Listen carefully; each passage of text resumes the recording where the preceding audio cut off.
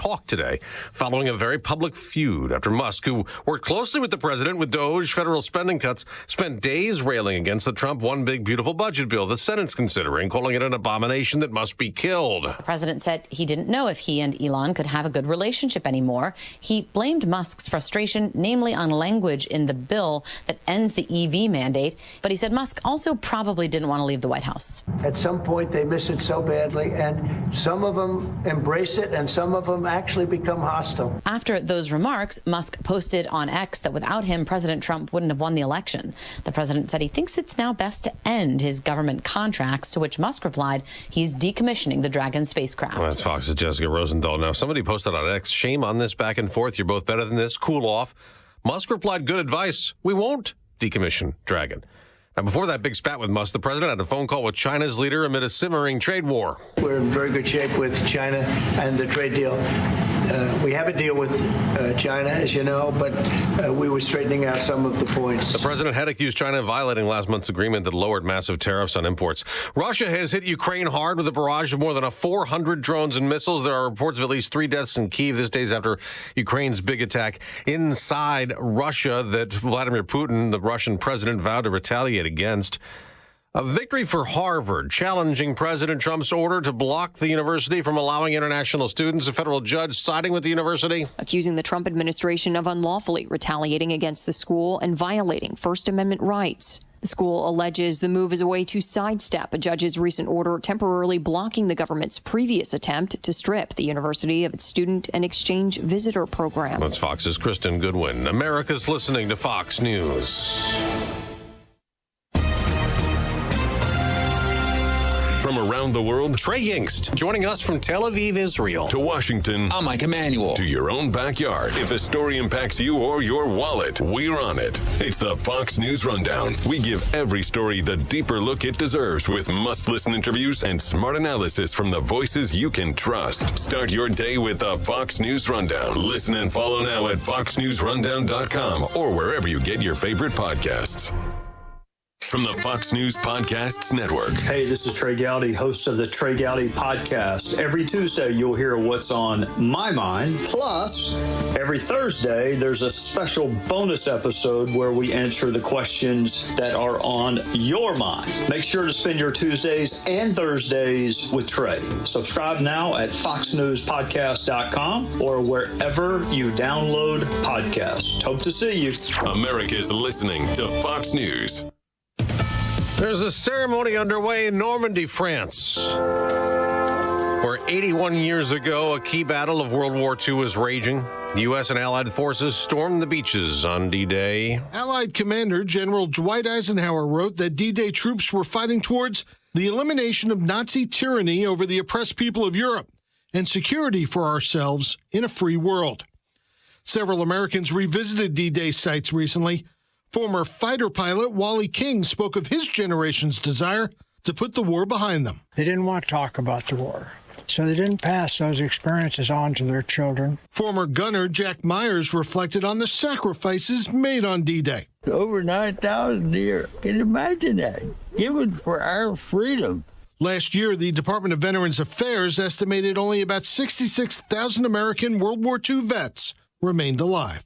Kevin Uretsky, Fox News. We'll get a big update to the economy this morning. The May employment report. Economists are expecting that employers added 130,000 jobs during the month, less than the stronger than expected growth of 177,000 in April. The unemployment rate is forecast to hold steady at 4.2% for the third straight month. Fox's Hillary Barsky on Wall Street. Ahead of that report, stock futures are rising. The day after the Dow dropped 108 points, the NASDAQ lost 162.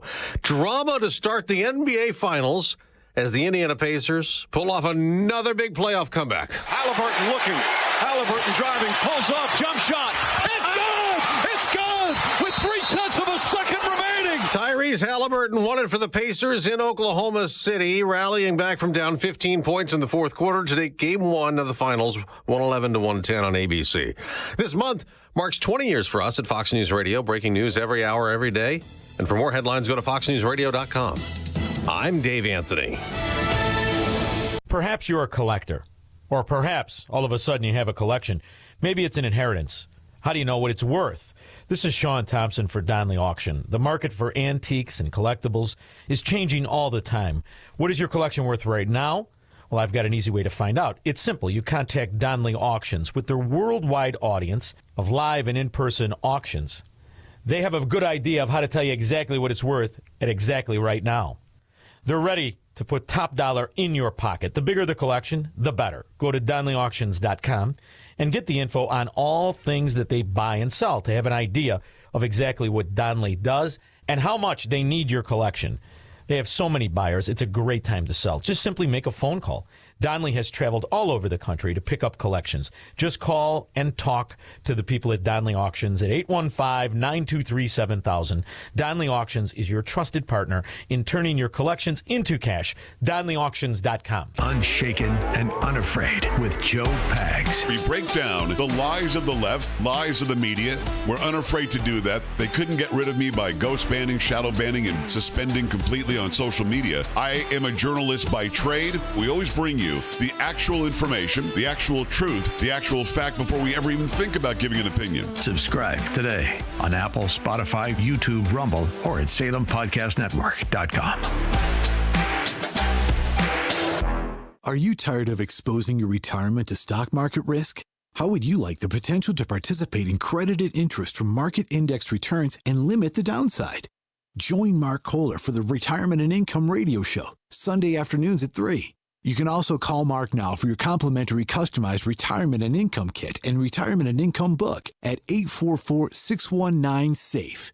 Get the information you need now. That's 844-619-7233. As you know, our friend Mike Lindell has a passion to help everyone get the best sleep of your life. He didn't stop by simply creating the best pillow. Mike created the best bed sheets ever. They look and feel great, which means an even better night's sleep for me, which is crucial for my busy schedule. Mike is offering the best deal on his Giza Dreams bed sheets. Any size and any color, just $49.98. That's right, you can even get queens, kings, split kings, and cow kings. Any size and any color, just $49.98. Order now because when they're gone, they're gone. Also, for a limited time, when your order is over $100, you'll receive $100 in free digital gifts. Call 800-489-0201. Use promo code LIBERTY or go to mypillow.com. Make sure you use the promo code LIBERTY for the amazing offer of $49.98 on the Giza Dreams sheets, any size and any color. That number again is 800-489-0201. Promo code LIBERTY.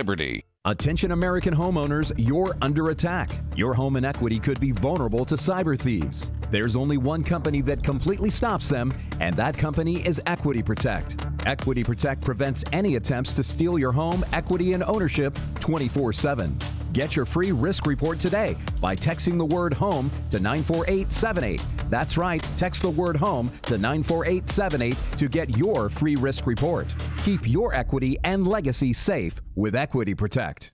It's almost time for AM 560's annual golf outing, presented by Signature Bank. And once again, AM 560 is proud to partner with the Tunnel to Towers Foundation as they support America's first responder and military heroes, including homeless veterans, and to help America never forget 9/11. It's all happening on Wednesday, June 18th at McCray Memorial Golf Club in Barrington. Enjoy a full day of golf, meals, an awards reception, and a silent auction. Reserve your foursome today at 560theanswer.com/golf. It's June 6th, and this is your Fox Daily Snapshot. Today is National Drive-In Movie Day. It marks the anniversary of the first drive-in that opened in Camden, New Jersey in 1933 by Richard M. Hollingshead Jr. People watch movies on a large projector outdoors from inside their cars. An important day in the history of the modern world. D-Day in 1944. 160,000 Allied soldiers storming the beaches of Normandy, France. The liberation of Europe from Nazi rule was underway. Presidential candidate and U.S. Senator Robert F. Kennedy, the brother of President John F. Kennedy, died on this day in 1968 at the age of 42, a day after he was shot by Sirhan Sirhan at the Ambassador Hotel in Los Angeles. The Basketball Association of America was founded in New York City in 1946. It changed its name 3 years later to the National Basketball Association. I'm CJ Papa, and that's your Fox Daily Snapshot. Are you looking for a peaceful and enduring resting place for yourself or a loved one? Discover Fairview Memorial Park in North Lake, Illinois, a tranquil haven where your family's legacy can be honored for generations. We're excited to announce the upcoming completion of our beautiful new garden mausoleum opening this spring, offering both above-ground burial and cremation options. This serene space is surrounded by meticulously maintained landscaping and beautiful trees. With limited space available in our mausoleum, now's the time to plan ahead. Reserve your family's place today with prices starting around $7,000. And for a limited time, take advantage of a $500 discount when you pre-purchase a crypt. To learn more or secure your spot, visit fairview-memorialpark.com. That's fairview-memorialpark.com. Or stop by Fairview Memorial Park at 900 North Wolf Road in North Lake. Fairview Memorial Park. Peacefully beautiful. I've been playing sports all my life. Little football, basketball, pickleball, cross training, mud events, Spartan races and things like that. For Dr. Eric Williams, a successful chiropractor, staying active means everything. So when nagging knee pain slowed him down, he didn't want drugs or invasive surgery. He found a natural way to get lasting relief. QC Kinetics Cellular Therapies. We're using my body's natural abilities to get better. And that's huge. In time, that's going to be the way of the future. Using your own body's ability to heal. Now I can play day to day and not have that severe pain. Now he's back out there doing what he loves, thanks to QC Kinetics. Life is good. You're not going to slow me down. Leave the pain behind and get moving. Book your free consultation today with QC Kinetics. Call QC Kinetics, 312-809-5955. That's 312-809-5955. 312-809-5955. Be prepared for tax changes in 2025. Without a solid strategy, you could risk losing more of your hard-earned savings than necessary. VestGen Wealth Partners can help develop proactive tax plans designed to help keep more money in your pockets. Visit GetRetiredStayRetired.com for a free review. Advisory services offered through VestGen Advisors, LLC, an SEC registered investment advisor. Securities offered through Private Client Services, LLC, member FINRA and SIPC. Private Client Services and VestGen Advisors, LLC are unaffiliated entities. Any information discussed does not constitute investment advice. VestGen Advisors and Private Client Services do not offer tax legal advice. We couldn't decide if we needed in-home care for Dad. Right. Just some help here and there with bathing, organizing his meds, a walk through the neighborhood. Oh, exactly. But everywhere we looked, we had a 4-hour minimum. It was more care than he needed. And it didn't make sense to spend extra for it. Then we found Senior Helpers of Naperville Southwest. No minimum hours. We were shocked. Now a caregiver stops by once or twice a week for just an hour or two to help with the small things that make a big difference. And Mom loves the visits. It's not just help. It's companionship. At Senior Helpers of Naperville Southwest, we understand that not every family needs round-the-clock care. We serve DuPage, Cook, Kane, Kendall, and Will counties. We conduct free in-home assessments and we guarantee compatibility. Call Senior Helpers of Naperville Southwest today at 331-281-0728. Again, that's 331-281-0728. And tell them AM 560 sent you. Senior Helpers of Naperville Southwest. Senior care, only better. Hey, heard you're getting ready to move. We just listed our house on the market. Just make sure you have the right attorney. Doesn't the real estate agent take care of all that? They stay involved, but you want to make sure you have a great lawyer that's negotiating the terms, helping resolve inspection items, clearing up title issues, preparing the deed and other documents, and attending the closing. The attorneys at Nauman & Associates in Elk Grove Village have decades of experience handling real estate transactions every day all over Chicagoland. NALawGroup.com. A great smile can make you feel happy and confident. So when you consciously conserve your teeth, that glowing smile will show through. At Best Dental Group, doctors Economos, Gavalis, and their staff are ready to help you create that perfect look or maintain the one you have now. Along with general dentistry, Best Dental Group is a multidisciplined practice with an orthodontist, periodontist, and prosthetic specialists on site. They use the newest breakthroughs in dental technology such as titanium implants, Invisalign clear braces, and laser treatments. Don't let fear get in the way. They can recommend sedation to make your experience as comfortable as possible. Best Dental Group is located in historic downtown Bartlett and is a multilingual office. Call 630-830-4930, 630-830-4930, or visit bestdental.org. Best Dental Group, sharing your conservative values and helping you to conserve your teeth. Attention! Have you racked up $10,000 or more in credit card debt? Are you barely getting by making minimum payments? With credit card debt reaching all-time highs, National Debt Relief is notifying consumers about significant debt relief options currently being made available to help those with overwhelming credit card debt. These options may reduce a large portion of credit card debt for those who qualify. You don't need to declare bankruptcy or take out a consolidation loan, and you may only have to pay back a fraction of what you owe, even if you have bad credit. National Debt Relief has already reduced the credit card debt for more than 550,000 consumers, so don't wait. If you owe $10,000, $20,000, or even $100,000 in credit card debt, you can now take advantage of this financial debt relief as the cost of living continues to skyrocket. To check what debt reduction you may qualify for, call 800-836-3388. 800-836-3388. Again, that's 800-836-3388. It's important to have a heating and cooling company you know you can depend on. That company is the original Arlington Heights Heating and Cooling. They aren't one of those massive companies with newer techs and subcontractors. Oh no, Arlington Heights Heating and Cooling send only their own highly skilled techs. From service to installation and everything in between, the work quality and customer service is the best. For 40 years, the original Arlington Heights Heating and Cooling has kept homeowners and business customers comfy and warm in the winter and nice and cool in the warmer months. Don't call the big guys, call the best. Call Carrie at 847-545-1700 or visit arlingtonheightsheatingandcooling.net. That's Carrie at 847-545-1700 or online at arlingtonheightsheatingandcooling.net. The original Arlington Heights Heating and Cooling, not the biggest, just the best. Maha starts with Virago, making America healthy again. With the worst flu season in years, you need an immune system boost. The stronger your immune system, the stronger your body fights and defends against and. So get Virago.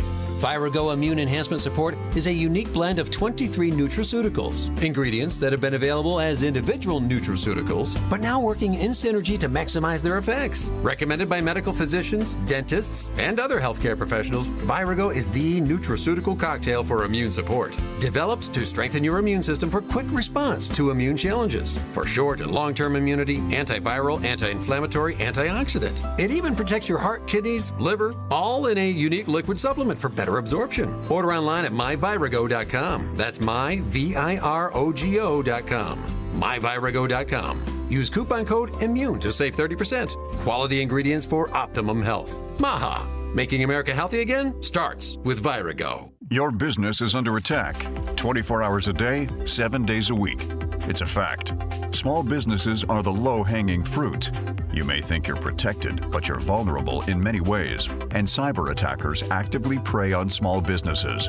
But Turnkey can protect you. Turnkey is the key to cyber protection. Turnkey has a quick and efficient 12-point evaluation to determine if your business, your profits, are at risk. And right now, for a limited time, Turnkey is offering the first month of service to all new customers free. Peace of mind, free. It includes all Microsoft licensing, antivirus, anti-malware, and completed data backup both on-site and off-site, plus help desk support. Don't leave you, your employees, and your customers vulnerable. Talk to Turnkey. Visit turnkey.pro. 3 decades of experience. That's turnkey.pro. Turnkey, the champion of small business. At Catholic Cemeteries of Chicago, we honor tradition, celebrate faith, and cherish memories. Take an active role in establishing your legacy for future generations by pre-planning your final arrangements today. Alleviate your loved ones of future financial burden. Lock in today's prices and take advantage of interest-free financing and no hidden fees. Visit CatholicCemeteriesChicago.org or call 708-236-5490 to schedule a free consultation today. An informed and educated citizenry is the only guarantee to preserve our constitutional republic. And each week, you'll hear from experts, not pundits, and find out what's really happening, from local issues to national politics. Listen to The Real Story with Jeannie Ives. There's no topic of public policy concern that she won't talk about. Stop the lies. Learn the truth. Join the conversation. Sunday night at 7, right here on AM 560. The Answer.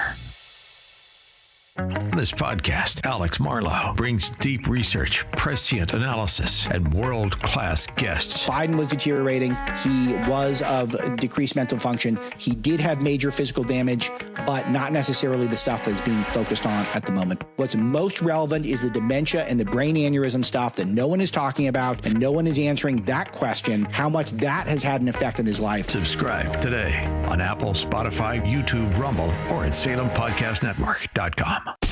Now, from the Signature Bank Studios, now your official weather forecast. Sunshine will be hazy today, high 75. Clear tonight, low 55.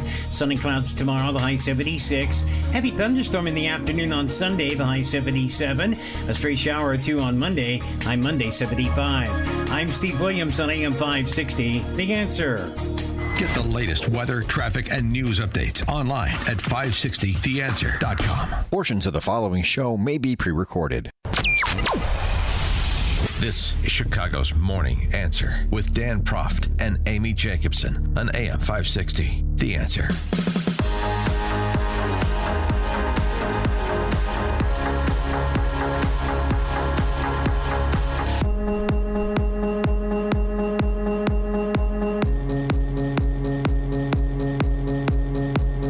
Top of the morning, Dan and Amy. So last night at 82nd and Drexel in the city of Chicago, a Chicago police officer was shot and killed. The first Chicago police officer to be shot and killed in line of duty this year, joining several over the last couple of years. I mean, just remembering their names: Enrique Martinez, James Crowley, Luis Huesca, Ariana Preston, Andres Vasquez Lasso, Ella French, and so forth.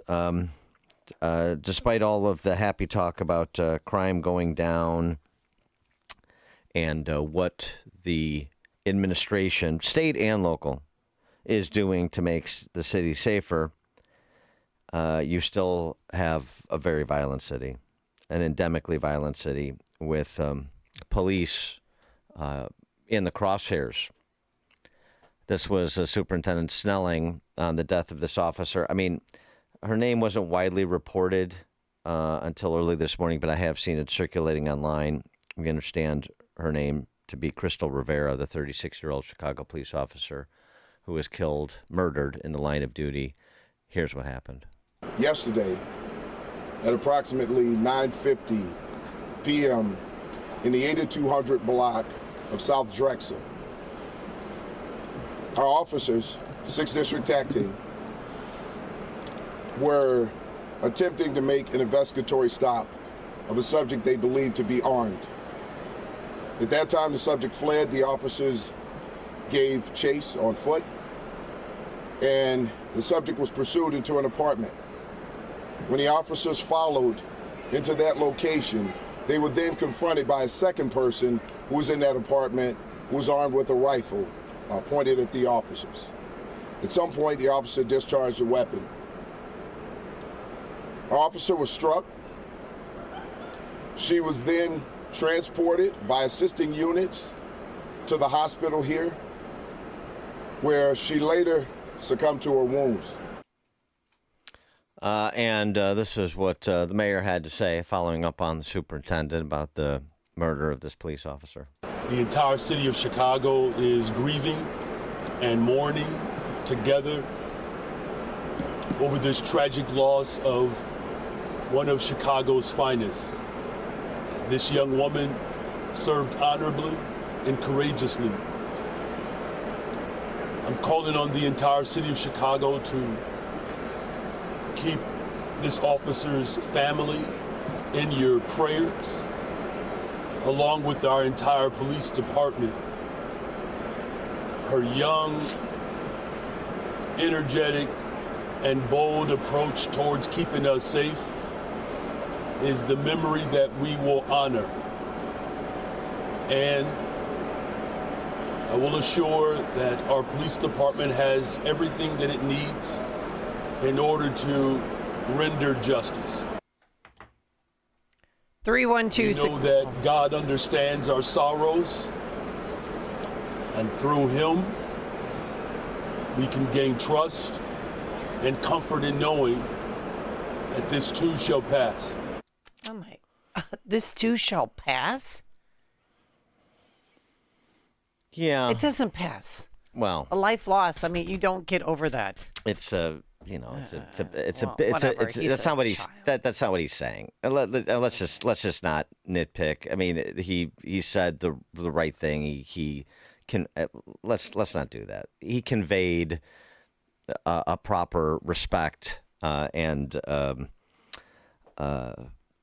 frankly, in sadness for the death of the officer, the murder of the officer. So it's a biblical reference. I know it sounds a little tone deaf, but I don't think he meant it that way. There's so much to be said about Brandon Johnson that's substantive. We don't have to try to invent things.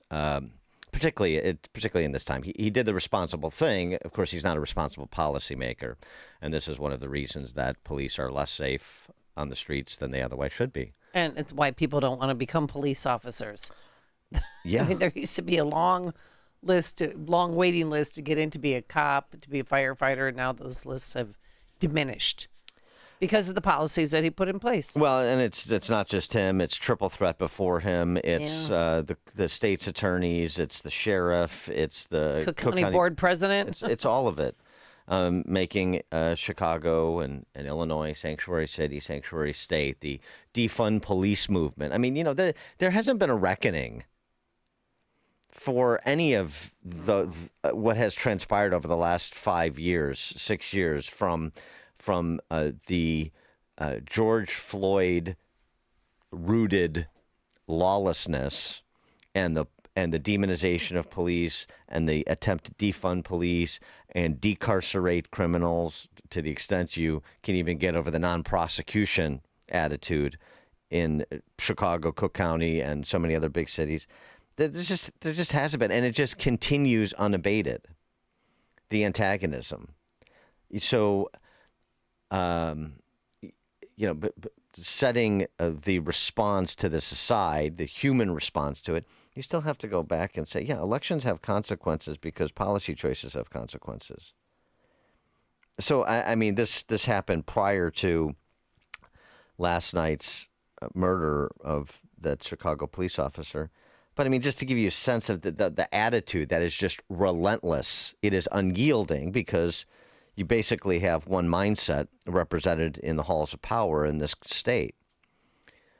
12 of the 14 alderhumans in the Latino caucus signed a letter about that ICE action on the 2200 block of South Michigan Avenue the other day that we talked about. Yeah. And the letter is to, one, of course, condemn ICE because that's when they get together. It's usually, if you have a bunch of these neo-Marxists getting together, it's usually to condemn some law enforcement agency or another, or just, Trump. This is their tried and true tactic. And also, we stand united in calling for a full investigation into the conduct of ICE agents involved in this operation and for the whatever role the Chicago police, so an investigation into the Chicago police's handling of the ICE's handling of the situation. I mean, it's just nonstop. And this is the same mindset that volunteered, not on behalf of the rank and file officers, but on behalf of the politicians, the identitarians, to live under a consent decree under the previous administration's Department of Justice. No, I know. No, we want to live under it. I mean, it's just that the you don't see the protests in the streets and the pigs in a blanket fry 'em like bacon and and all of the other pejoratives and idiotic ideas to handcuff police officers in terms of doing their jobs. It's not as pronounced anymore, but the attitude is still manifest. On the city council, on the fifth floor, and up and down the power structure in the state.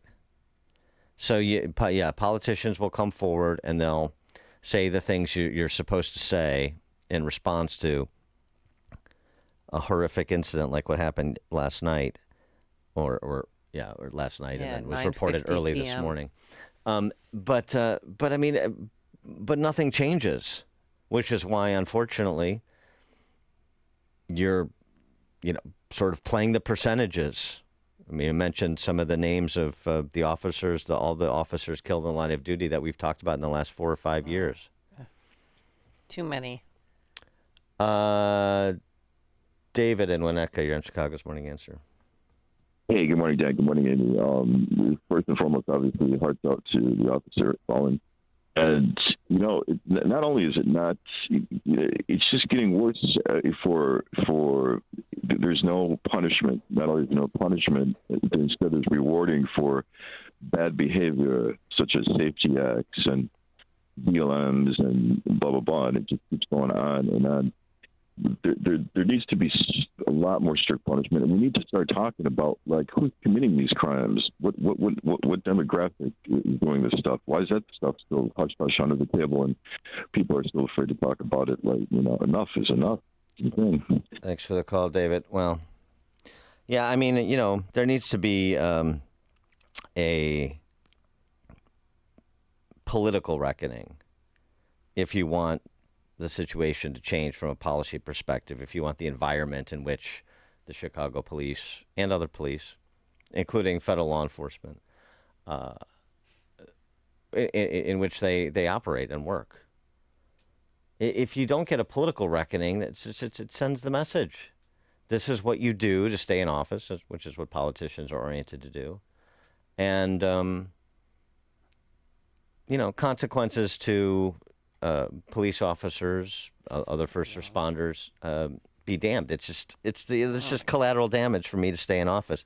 And it's funny because we were, not funny, just funny, ironic, because we were talking about this very issue yesterday with our friend Jack Ohm, a former New York Fire Department battalion chief, in response to the work that Tunnel to Towers does with those first responders killed in the line of duty. And here, less than 24 hours after we talked to him, Tunnel Towers has another family they need to help. 36-year-old mother, been on the department for 4 years, been on the job, I should say.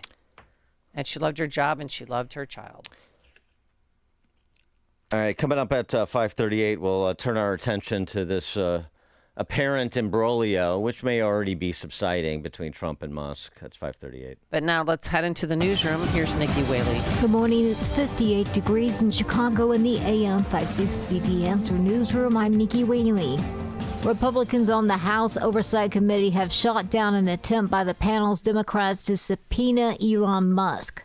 Democratic members of the Oversight Committee say they want answers about Musk's short stint in the administration. Acting top Democrat on the panel, Stephen Lynch, says Musk may say he stepped away from his role in the federal government, but his recklessness will continue to have devastating consequences for America for years. Republicans on the panel suspended the hearing to give their colleagues more time to arrive and vote down the measure. I'm Scott Carr in Washington.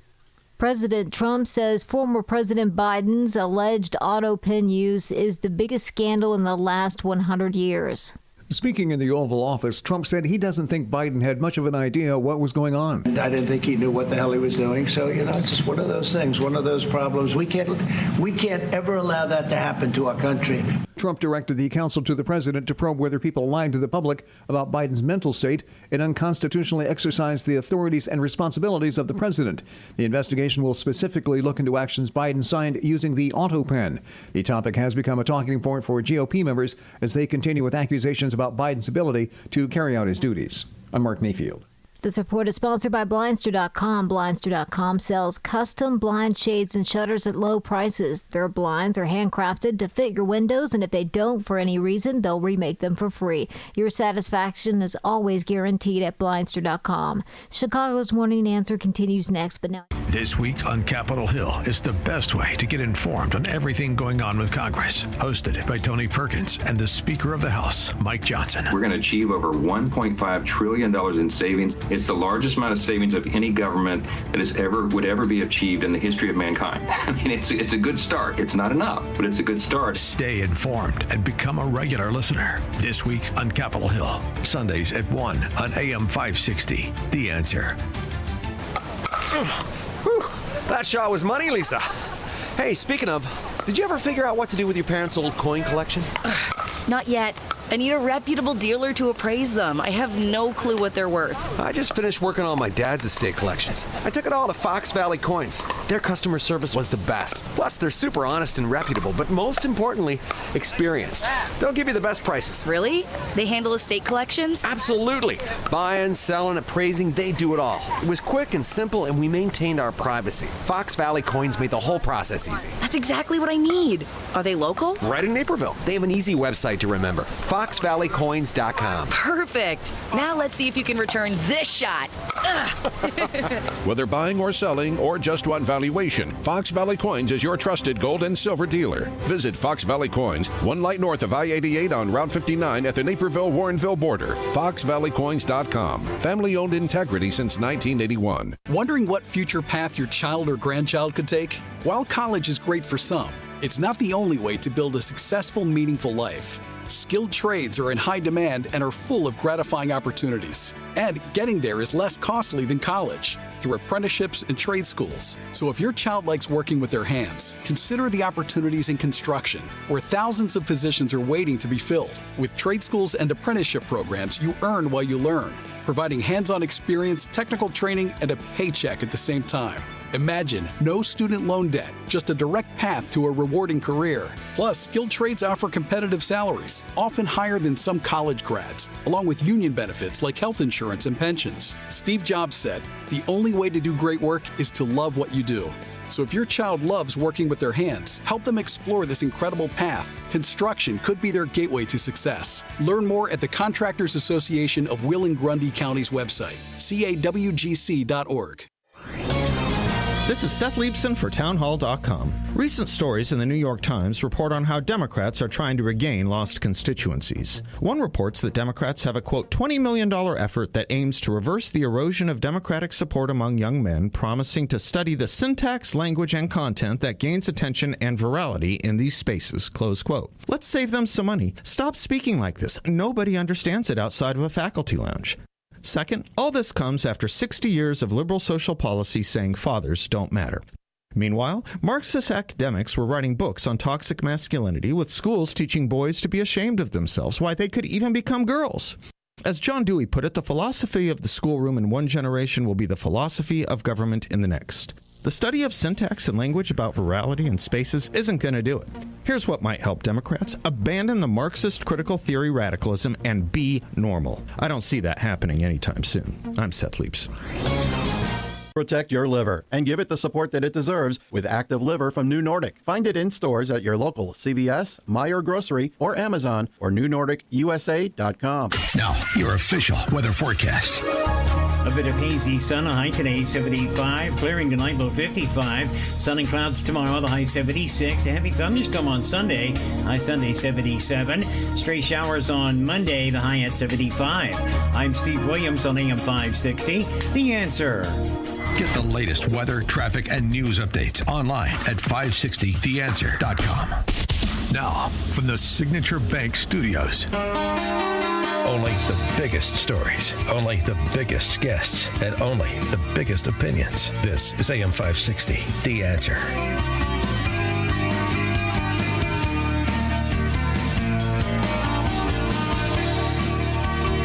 Top of the morning, Dan and Amy. So the back and forth between Trump and Musk, is it a breakup that you're concerned about, or is it just a couple of impresarios putting on the D.C. press corps?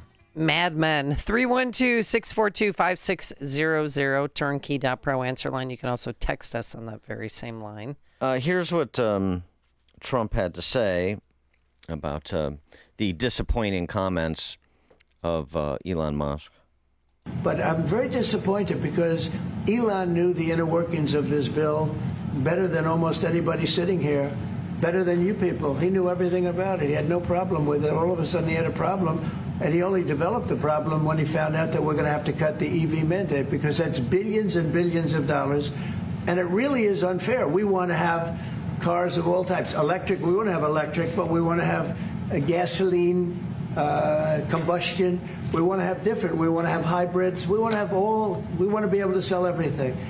And when that was cut, and Congress wanted to cut it, he became a little bit different, and I can understand that. But he knew every aspect of this bill. He knew it better than almost anybody, and he never had a problem until right after he left. And if you saw the statements he made about me, which I'm sure you can get very easily, it's very fresh on tape.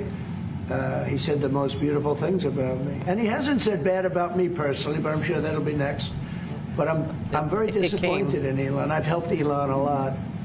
Yeah, it did come, and in addition to that, Musk responding to the idea that this was about EV mandates being cut, he responded to that on X, of course, saying, whatever, keep the EV solar incentive cuts in the bill, even though no oil and gas subsidies are touched. Very unfair, exclamation point. Elon's actually starting to talk like Trump, or at least post on social media like Trump. But ditch the mountain of disgusting pork in the bill. Mountain of disgusting pork is all caps. In the entire history of civilization, there's never been legislation that is both big and beautiful. Everyone knows this. Either you get a big and ugly bill or a slim and beautiful bill. Slim and beautiful is the way. What do you make of this back and forth between Trump and Musk? Because many pundits, including conservative pundits, were, very concerned. It was a bad day yesterday, and all the predictions about ultimately this would break bad. The relationship between Musk and Trump have now materialized, and both parties, Trump and Musk, and the country by extension, is worse off for it because the partnership is officially over. 312-642-5600, turnkey.pro answer line. I mean, nobody likes to see mom and dad fighting, but it was entertaining. And you can't say that you didn't see this coming. I mean, come on. You have the richest man in the world with the most powerful man in the world. At some point in time, I thought it was going to break bad. But Elon Musk, remember when he said, I'm not gay, but I love this man. I love him. And he put on X, too, that without me, Trump would have lost the election. And that's the only point of contention I have with him, because that's so not true. Trump won all the swing states. He's the first Republican in 20 years to win the popular vote. I mean, he did this. He did not need Elon Musk to get him over the top. So and the Democrats are celebrating, Dan. I mean, they're so happy. And that, is Elon going to go back to the Democrat Party? Yeah. So that's the whole point, is the expected reactions, the conventional reactions are what you're getting. Do you find anything suspicious about that? Miranda Devine, New York Post columnist, had this to say about Musk's comments, and it started bubbling up earlier this week in a CBS interview where he first said that, he's learned that legislation cannot be both big or beautiful. It's got to be one or the other. And then followed up with the BBB as an abomination, and then it all broke apart yesterday. Miranda Devine on Musk. Look, it's not terribly surprising. He's a hugely intelligent man with a lot of achievements, but he really is a giant baby. I remember Donald Trump had a sort of paternal relationship with him and said at one point that he said, I don't want to be rude, but he is a bit of a child. And he's acting like a child right now, having a tantrum and lashing out in the nastiest way he possibly can and saying things that he can never undo. And I feel like what really happened was that Daddy, Donald Trump, took sides in an argument he was having with Scott Bessent, which apparently got very willing. Elon Musk shoved Scott Bessent, the Treasury Secretary. There was screaming and shouting and swearing outside the Oval Office, right outside Susie Wiles' office. Right. And after that, obviously, Donald Trump had to choose sides, and he chose Scott Bessent's side. And I think that's Elon has just been on a long jag, and now that he's left the White House, I think he's got a bit of PTSD, and he's just finding any which way to get back. Oh, I like that. I'm not so sure about that. By the way, lashing out in the nastiest kind of ways. I'm sorry, was she talking about Musk or Trump? The two are similar in a lot of ways. I mean, neither one takes any guff, and that's generally an attractive quality. obviously they both have big egos. You have to accomplish what they've accomplished respectively. And so there's going to be some clashes. But, the idea, he got in a fight with Bessent and Trump took Bessent's side, so he threw a tantrum. I think that's a little simplistic because he also got in a fight, as did others, with Peter Navarro and the pro-Liberation Day tariffs across the board contingent within the administration. So there are disagreements on strategy, tactics, composition of legislation. There are disagreements. Yeah, but then he went real nasty. Time to drop the really big bomb, Musk wrote. Real Donald Trump is in the Epstein files. That's the real reason they've not been made public. Have a nice day, DJT! Exclamation point. Yeah, it was a flurry of activity on a range of issues. He also posted that Trump's tariffs are going to induce a recession. Right, yeah. They got into a fight about his space work, if you will. Trump tweeting, Elon Musk says SpaceX will decommission its Dragon spacecraft after Trump suggested the federal government should terminate Musk's subsidies and contracts. In light of the president's statement about cancellation of my government contracts, SpaceX will begin decommissioning its Dragon spacecraft immediately. That's Musk quoted. So, gosh, it's just a little bit, boy, I don't know. It's a little bit of kitchen sink criticisms going in both directions. It does sound like a fight between a couple. Right. And that's why, I kept saying, does he get to keep the Tesla? Does Elon have to give the golden key back? But Trump in the Oval Office yesterday, he criticized somebody, also praised him a little bit. No, he worked hard and he did a good job. And I'll be honest, I think he misses the place. I think he got out there and all of a sudden he wasn't in this beautiful Oval Office, and he's got nice offices too. But there's something about this one. I was telling the Chancellor, this is where it is. People come in here, even from Germany. They come in and they walk into the Oval Office, and it's just a special place. It's World War I, it started and it ended here, and World War II, and so many other things. Everything big comes right from this beautiful space. Well, Trump had a phone call with Politico, at least according to Politico yesterday. This is sort of on the back end of all of the social media back and forth and the comments he made, and with the German chancellor present there. It's okay, said Trump. It's going very well, never done better. The numbers are through the roof, the highest polls I ever had, and I have to go. So he seemed to be downplaying even some of the more incendiary comments, like he's in the Epstein file. And then Musk was sort of starting to walk it back too. Bill Ackman, the billionaire. Yeah. I support real Donald Trump. I support Donald Trump and Elon Musk, and they should make peace for the benefit of our great country. Musk responded, "You're not wrong." Oh. Okay. So there's a little movement on the front? I don't know. I don't know how much this is even. I don't know how authentic this all really is either. But by the way, number one, Trump is right. I mean, Musk is very late. I mean, maybe just as I don't want to be publicly critical of the administration. He said as much. I'm sort of in a box. He said as much in that CBS interview, and it was just a slow burn with respect to the BBB. Maybe that's it, because he clearly had as much knowledge as he wanted about it, and according to Trump, which makes perfect sense, a lot of knowledge about the particulars of legislation. We all have, because this has been a rolling saga for a couple of months. So there's no surprises here. So the decision to go now and be publicly critical, number one. Number two, the Epstein thing. So really, so a decade of the left, I mean, throwing everything at Trump because and this is, and they didn't find anything, and this is why they didn't release the Epstein file, or why didn't they?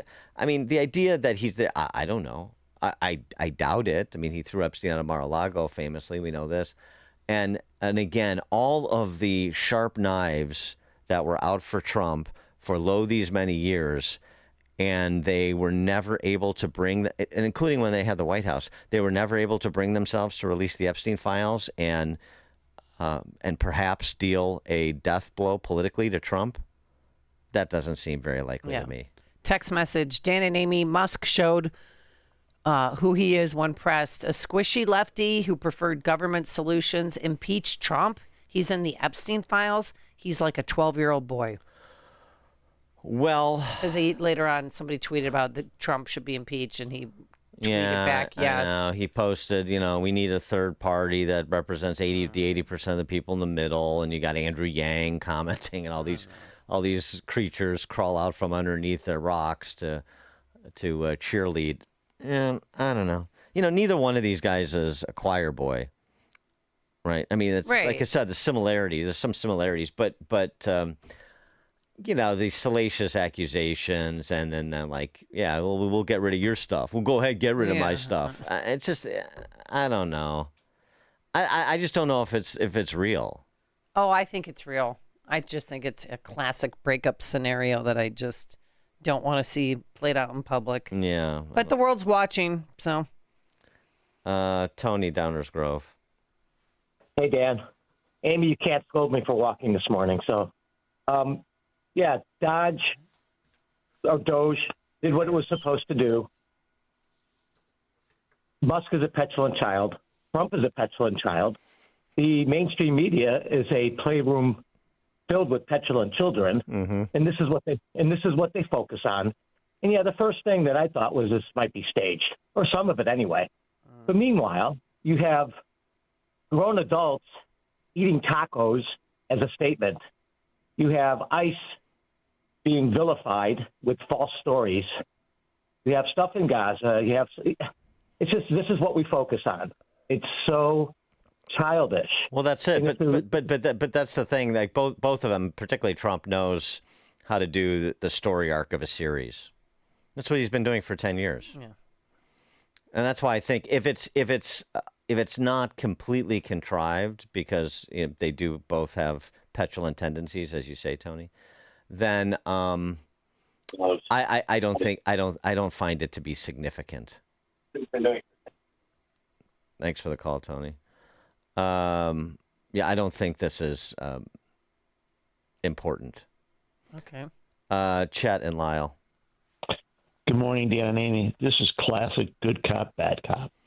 And I believe that, Ron Johnson needs some help in reducing the expenses and getting the big and beautiful bill more beautiful. And I think there's a lot of stuff going behind the scenes. And I think Musk gives the ultimate leverage to help make that the beautiful bill more beautiful. Thank you. Oh, you think that's the play? Thanks for the call. I thought maybe the play would be, if it's a good cop, bad cop routine, that it's Musk as the bad cop to give the caucus some comfort in separating from Musk and aligning with Trump to move the BBB along. Musk and Rand Paul, loser, according to Trump, always votes no. Throw them in together, or you go over there and amplify their criticisms, and I'll be over here with the center cut of the Republican caucuses, and we'll move this along. I don't know, but there is always that ego piece of it, where there could be some real rankling between the two. But I just don't think it has staying power. I don't think the signal's like a clean break. And you think they're going to get back together? They're going to be antagonists and so on and so forth. But did Trump need him to win? I mean, it's so hard to say. I mean, it's very difficult to say. And that's one of the statements he made that I'm like, really? I think a lot of this too was Elon sort of reestablishing his independence now that he's back running his businesses full time and providing some separation, rhetorical separation from the administration, because on a lot of these policies. Yeah, there's disagreements on tariffs, and yeah, there's some disagreements on the BBB. I have some of the same ones, but there's no decoupling from the overall angle of incidence of the Trump policy agenda. There's disagreements on the margins and on some of the tactics for sure. Yeah. Jan in Hoffman Estates. Hi, I think that Elon did a great job, and the people in Congress, no matter if they're Republicans or Democrats, they don't consider the American people in the equation. I'm not happy with the bill. I know there's some good things in it, like the tax cuts, which would mean just to sustain them taxes where they are. But really, the whole Congress sucks. The whole government is corrupt, and we're just barely hanging on there. Things are really, really, really bad. Thanks for the call, Jan. Mike in the loop. What about the theory that call with Xi in China didn't go so well? Maybe yesterday. Maybe it's a little bit of a diversion from that conversation. I don't know. Well, thanks for the call, Mike. Well, I mean, just on that score, I mean, Trump was very pleased. I mean, as he always is, he's Norman Vincent Peale acolyte. But he was happy to talk about the call with Xi because he said it went well, and they've looked at their date books, and they're going to do a home and home. We had a very good talk, and we've straightened out any complexity. It's very complex stuff, and we straightened it out. The agreement was we're going to have Scott and Howard and Jameson will be going and meeting with their top people and continue it forward. But no, I think we have everything. I think we're in very good shape with China and the trade deal. We have a deal with China, as you know, but we were straightening out some of the points, having to do mostly with rare earth, magnets, and some other things. So those reduced trade tariff rates, they remain in effect? Yeah, we have the deal. I mean, we've had a deal. We announced the deal, and we'll be, I guess you could say, I wouldn't even say finalizing it up, Scott. I would say we have a deal, and we're going to just make sure that everybody understands what the deal is. Okay. So I wouldn't say he was resisting, and then he went on to say he invited me to China, and I invited him to America, and we're going to do this home and home. So I wouldn't say he was resisting addressing that. You know, and that's another layer of this, too, because of Musk's business interests and his previous and perhaps ongoing relatively close relationship with the Chinese Communist Party per production facilities, Tesla production facilities in China. So, you know, there's a lot of incentives that Musk has to at least provide the appearance of separation from the administration or disagreement from the administration, reestablish his independence to push back against those who essentially suggest he's nothing more than a Trump henchman. Now, the flip side is there's also, you know, Trump doesn't like to share the spotlight. He likes to be the center of attention. Right. And, you know, things that compete with that, people who compete with that can be muted. And, I mean, so Musk left last Friday. A lot of variables here. But the net of it is, I just don't think that this is like a real breakup. I think they're going to go to counseling and get it back together. Okay. George in April. Yes, hello, Dan. I think that Musk and Trump need to sit down with Dr. Phil and get this all straightened out. Yeah. Lewis, Southside. Hey, Lewis. Lewis, hello. Good morning, Dan. Good morning, Amy. I think you're missing what the prophet had told us. My values have not changed. Oh, yes, right. Kamala Harris? That prophet? Yeah, the prophet. Mm-hmm. You're missing what she told us. My values have not changed. Okay, what you're looking at two strong men, two superheroes, the Dark Knight and Iron Man. Yeah. Two billionaires. Mm-hmm. Okay. Okay. One is getting hit harder than the other one was getting hit. One was they never thought about this international cancellation, and that's what one is going through. and so they given this presumption, that we're gonna split our forces up, and that's what you're looking at. But you think it's all thanks to yes, this is for entertainment value only. Maybe they were roommates practically for 5 months. I mean, Musk doesn't have a place he'd stay with Trump at his Mar-a-Lago. We'll pick it up on the other side of this news. And take your phone calls at 6 a.m. WIND Chicago. Can they make up? I'm Dave Anthony, Fox News. That's a big question the day after a bitter public fight between President Trump and Elon Musk, who had led the Doge federal cutback effort. White House Press Secretary Caroline Leavitt tells Fox's Hannity. As a businessman, he has a right to speak for his companies. But as president, President Trump has a responsibility to fight for this country. Now, Politico reports the two may talk today. The president is now threatening to cut government subsidies for Musk's companies. So this comes as the Tesla CEO continued his attacks on Trump's big, beautiful bill. But then he took it to a whole new level, saying he thought Trump should be impeached and replaced by J.D. Vance. Musk also took credit for Trump's victory. He said, quote, "Without me, Trump would have lost the election." The president posting on Truth Social saying he asked Musk to leave the government and said Elon was, quote, "wearing thin." Quote, "I took away his electric vehicle mandate that nobody else wanted, and he just went crazy." Fox's Brooke Sigmund now in post on X last night. Musk appeared open to ending the feud, replying to someone who wrote, "You're both better than this and cool off." That's good advice. Walking back a threat to no longer let NASA use the SpaceX Dragon. Tesla stock, by the way, went down 14% as that Trump-Musk fight played out.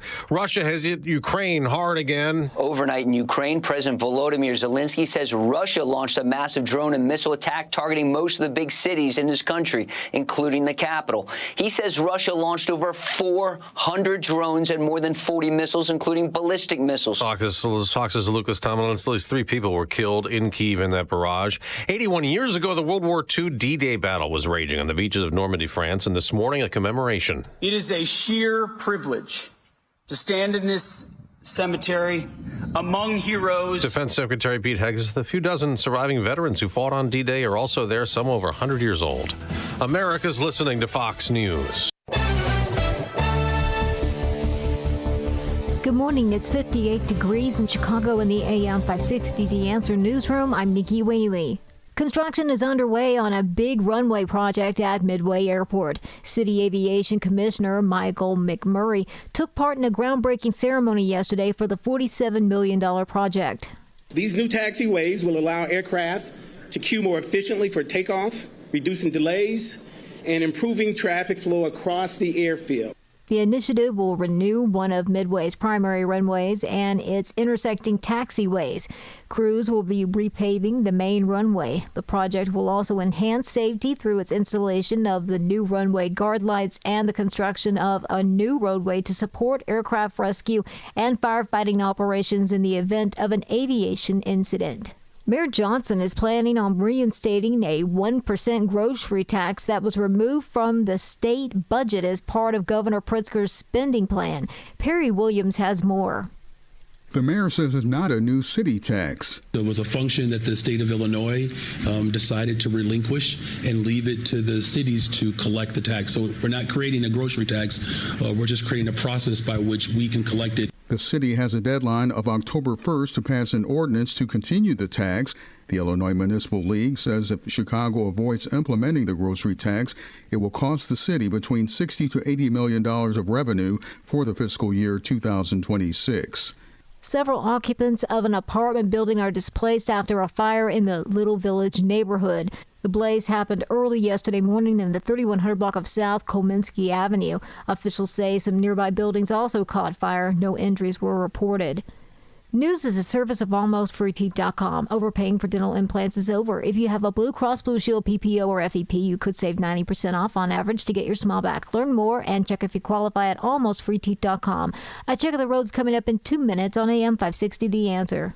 It's almost time for AM 560's annual golf outing, presented by Signature Bank. And once again, AM 560 is proud to partner with the Tunnel to Towers Foundation as they support America's first responder and military heroes, including homeless veterans, and to help America never forget 9/11. It's all happening on Wednesday, June 18th at McRae Memorial Golf Club in Barrington. Enjoy a full day of golf, meals, an awards reception, and a silent auction. Reserve your foursome today at 560theanswer.com/golf. Sign up for the AM 560 Answer Advantage to get early alerts on event ticket sales, special discounts, and contest opportunities. Sign up today at 560theanswer.com/advantage. Salem News Channel is America's fastest growing conservative TV network. It's an absolute crazy day. Home to the largest lineup of free speech champions anywhere. Delivering in-depth insight and unapologetic opinion on today's biggest news stories. Americans aren't going to put up with this anymore. SNC brings you the news that matters, told with integrity and clarity. Watch Salem News Channel free 24/7 on your television. Stream now on Xumo Play. Enjoy uninterrupted programming from Dan Proft and Amy Jacobson around the clock, all day, every day, including daily replays of Chicago's Morning Answer on Dan and Amy 24/7. Listen now at danandamy247.com. When you're hiring, have you ever felt like you're missing out on meeting truly great candidates for your roles? It seems impossible to find them, but they have to be out there somewhere, right? Well, they're not hard to find when you know where to go, and that place is ZipRecruiter. And right now, you can try ZipRecruiter for free at ZipRecruiter.com/free. ZipRecruiter helps 10 million people with their job search every day. And because these people are actively looking for jobs just like yours, it's easy to find the right person right away. In fact, 4 out of 5 employers who post on ZipRecruiter get a quality candidate within the first day. But if you're not using ZipRecruiter, you're missing out. So see what it's like when the impossible is easy. When you go to ZipRecruiter.com/free right now to try ZipRecruiter for free. Once again, that's ZipRecruiter.com/free. ZipRecruiter.com/free. Never miss out on great candidates with ZipRecruiter. Planning a wedding is a monumental task. After months and months of preparation, on your wedding day, you have a lot to think about. The flowers, the catering, the bridal party, the DJ, the seating chart. It can be overwhelming, and no one wants all of that stress to take away from the joy of the moment. That's why you need a wedding photographer you can trust to capture those important moments so that no matter what happens on your wedding day, you'll have those memories to enjoy for years to come.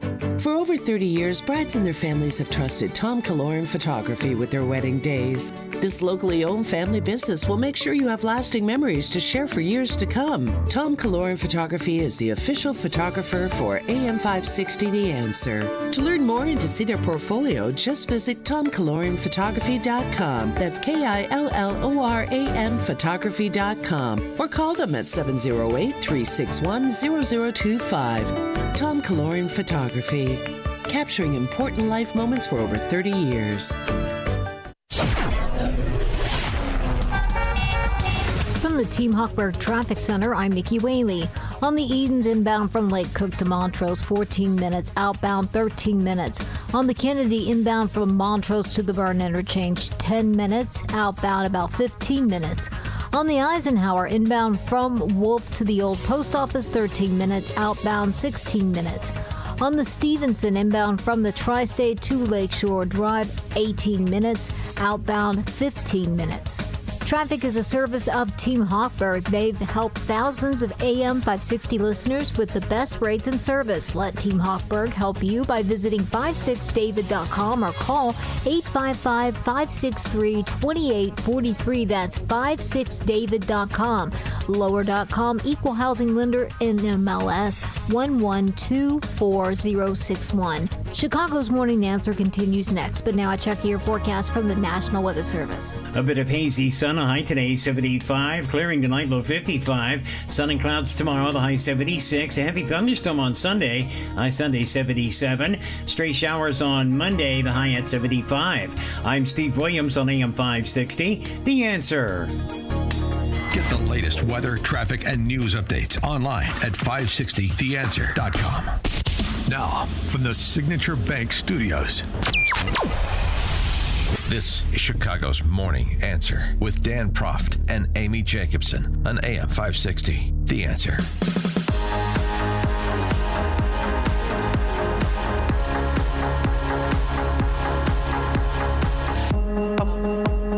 Top of the morning, Dan and Amy. So a little bit more color, and I'll take a few more calls on this apparent Trump-Musk contretemps. I'm seemingly more skeptical of it than you are, Amy. In part, I think because I'm a cinephile. Oh. And this is the story arc here is friends become rivals, become friends. Oh. Sometimes it can be. Sometimes your friends are your enemies. Sometimes it can be friends can become lovers. I don't think it's going to happen here. Well, they did live together. I mean, because Elon Musk notoriously does not have a home. He sleeps on his friends' couches, and he slept on his friend's couch, being President Trump, for what, 5 months? I don't know where he slept. They were like inseparable for a while. Uh-huh. It was the yin and yang. Right. The first cabinet meeting, Elon Musk was effusive in his praise of the cabinet, the entire leadership. President Trump has put together, I think, the best cabinet ever. Literally. So, I do not give false praise. This is an incredible group of people. I don't think that such a talented team has actually ever been assembled. I think it's literally the best cabinet that the country has ever had, and I think the company should be incredibly appreciative of the people in this room. And Trump returned the love.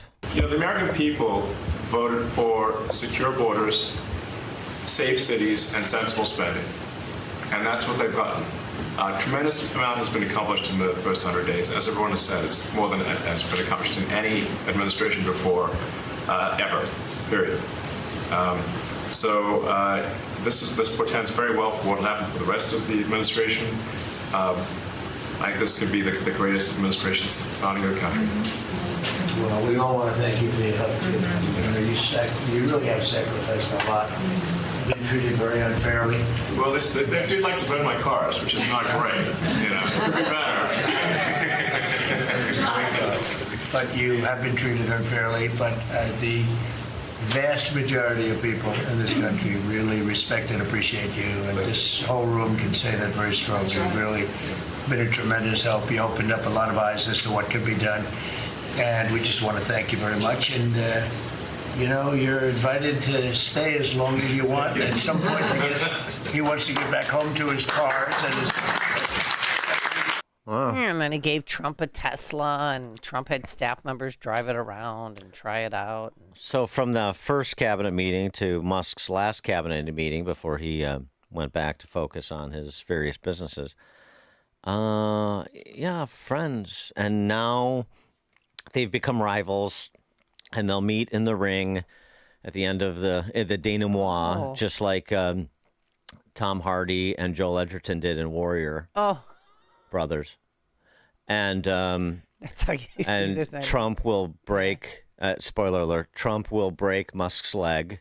And win the fight, technically, but they'll hug at the end and go off as brothers to live happily ever after in fellowship with one another. 312-642-5600. That's our turnkey.pro answer line. You could also text us on the same line.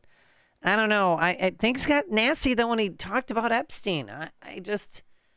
To me, that's unforgivable. Oh, I know I'm being a lady girl right now, but please. It's especially if you. This is so stupid. Especially if you know it's untrue. Oh, it's completely untrue. Well, I have no idea. But let's assume that he knows it's untrue. It's just it's basically the equivalent of saying he couldn't have won the election without me. It's just a way to sort of get under his skin. It's a way to throw chum. It's a way to chum the waters for the D.C. press corps, so everybody gets. It's a bad day. Scott Jennings, I saw on CNN, picked up a garbage can. I was putting my head in a garbage can now. It's a rough day for Republicans. But was it? Is it really? I don't know. I'm following the story arc, I think. 312-642-5600, turnkey.pro answer line. Jerry in Milwaukee. Yeah, good morning, Dan and Amy. There's this little dust-up between these two massive egos, which the media just loves foment. Does this mean that all those ethical, principled, honest, and upright lefties, are they going to stop keying Teslas and stop burning Tesla franchises? I think they still want to inflict. Thanks for the call. Probably still want to inflict some punishment on Musk, and violence and property destruction is the only way they know how to express themselves politically. So you'll probably see more of it. There's the response.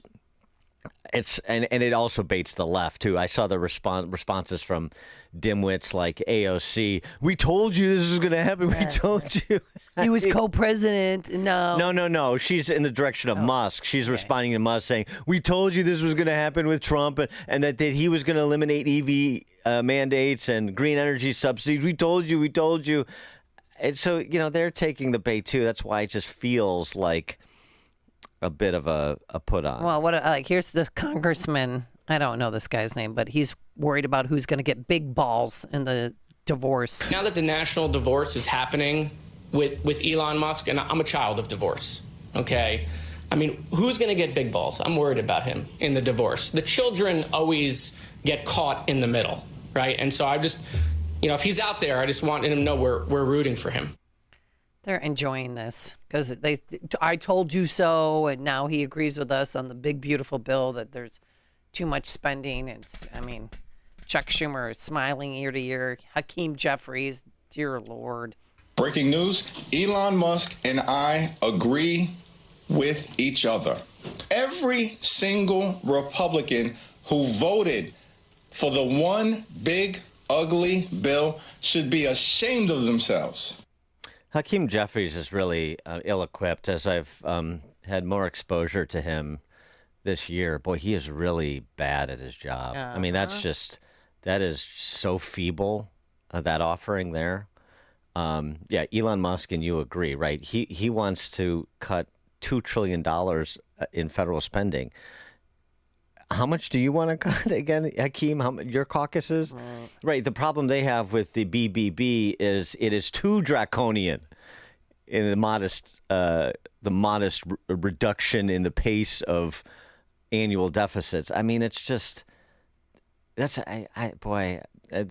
Chet from Lyle said about a good cop, bad cop thing, not in the way that he intended it, but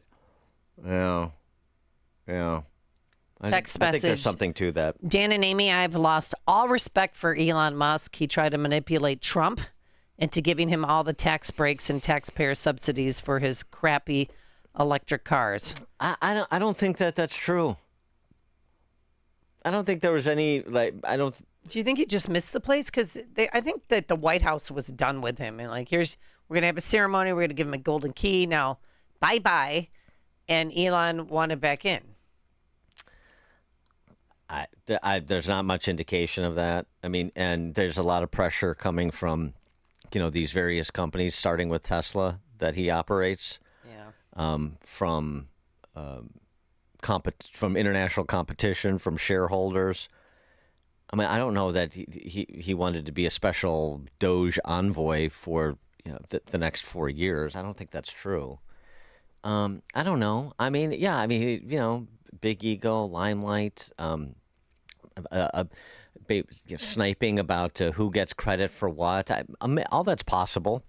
Just because you're a billionaire or just because you're the president of the United States doesn't mean you are immune from venality.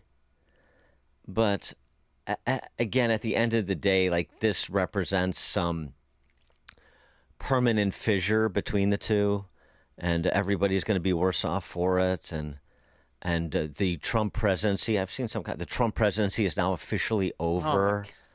I mean, that's a little bit overwrought. Yeah. Tony and Roselle.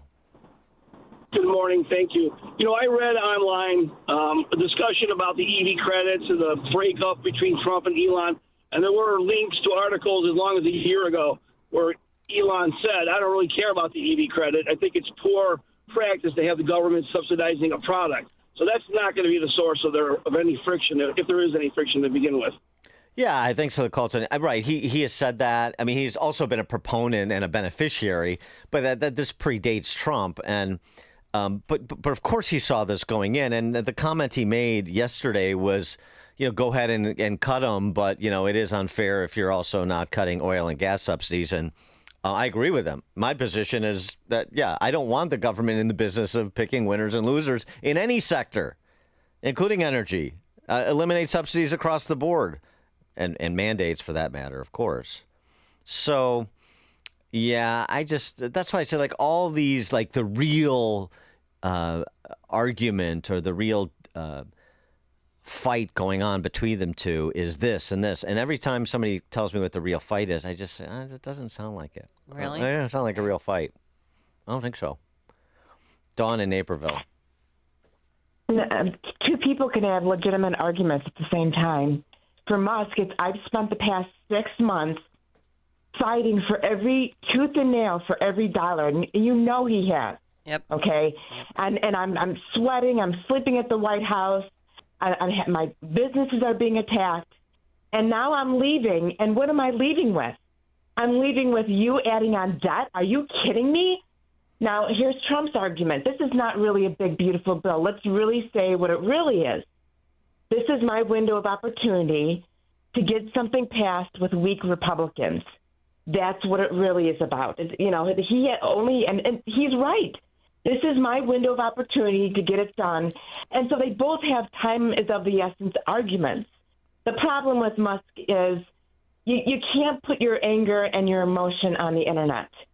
But I think he's in defensive mode mentally because of the amount of pressure, the amount of hate that's been spewed at him. He's probably had death threats. So none of us really know. We're not in his shoes, but he shouldn't have put it on the internet. But I think that part of this is this. I'm leaving, but he's kind of has to stay safe because he feels like he didn't accomplish anything. And Trump is basically saying, yeah, but this is really about politics. You don't understand politics, Musk. And I think they're going to. This is a show. But it's a show of ego, in a way. Yeah, thanks for the call, Dawn. Well, then it's going to be so beautiful when they get back together and they team up to do something again. And it's or have a call today, come out of the call and say, cooler heads prevailed and we love each other again. And sometimes friends have spats, but we're still allied on the things that we've been talking about and the things that I got the golden key to the White House last Friday for. So last Friday it was this, and then today. Where are we? Yeah, that's why that's a quick 180. If it's all on the level, which I don't think it is. He stooped so low about the Epstein files, though. Maybe Elon Musk is part of the Epstein files. Did you ever think about that? No. Because Trump's not. Well, there's no. Have you seen the files? No. If it was the Democrats during I know that's election what I said. cycle, I know, but I'm saying and the same thing probably with Musk if they had Musk. They were in power when Musk was backing Trump in the election. Right. Okay. So the whole thing just strikes me as.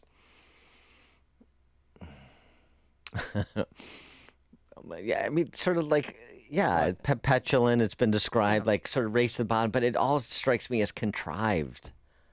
Really? Maybe in part frustration and exasperation and petulance and ego, and in part contrived. But the idea, I just don't think this is how it ends. Glenn in Orlando. Yeah, I'm with you, Dan. But since the brouhaha from yesterday, I've been playing the song "After the Love Is Gone" by Earth, Wind and Fire repeated. I love that song. I love that. Thanks, Glenn. After the love is gone. I used to like it.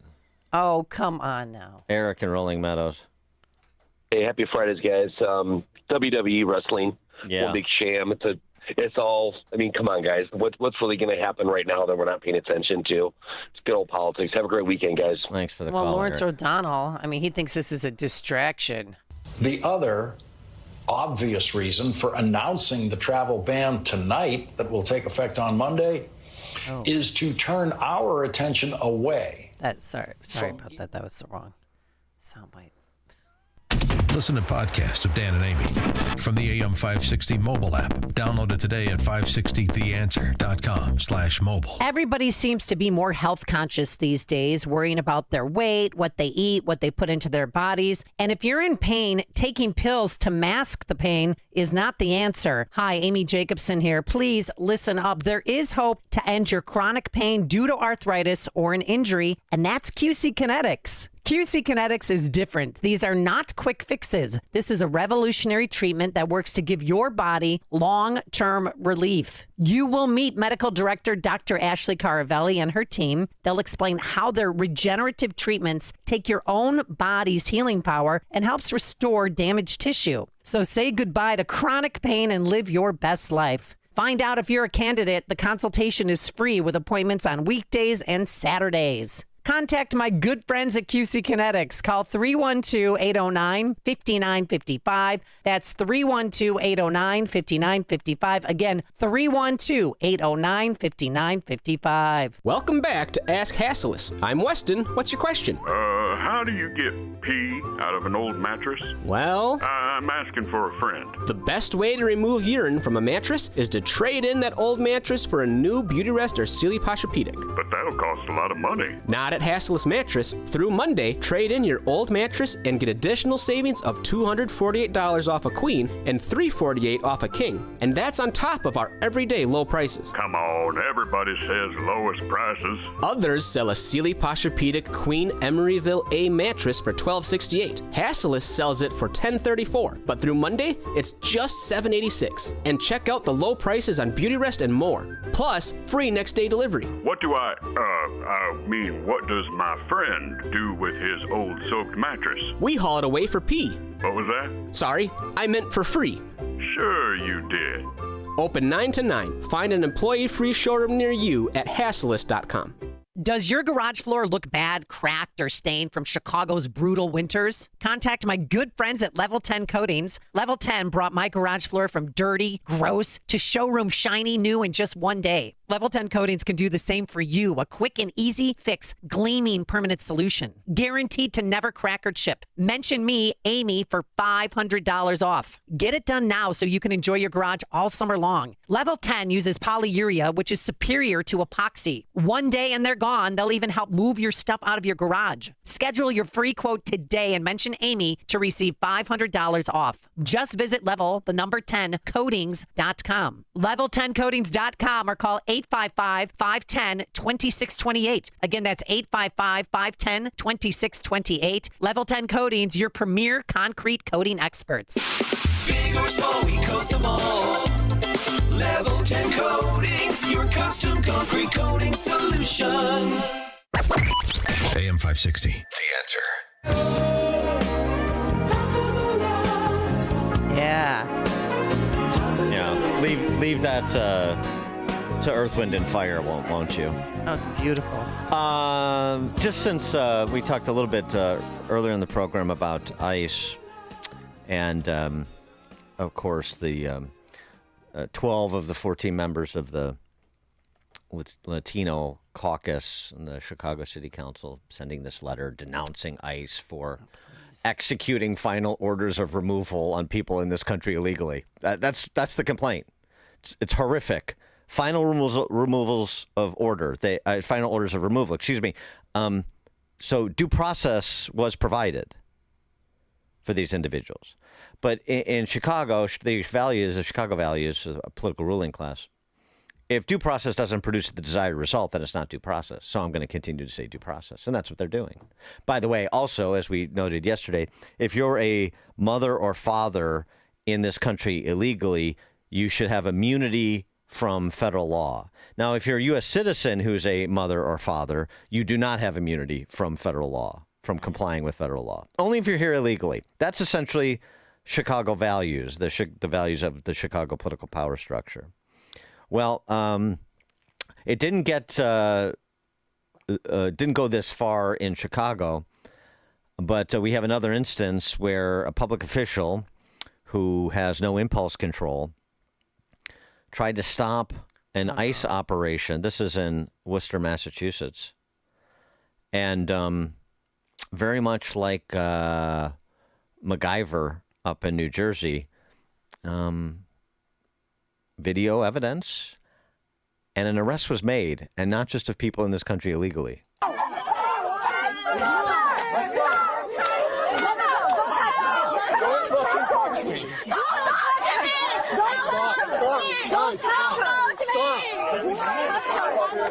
She hasn't done anything. Let her go.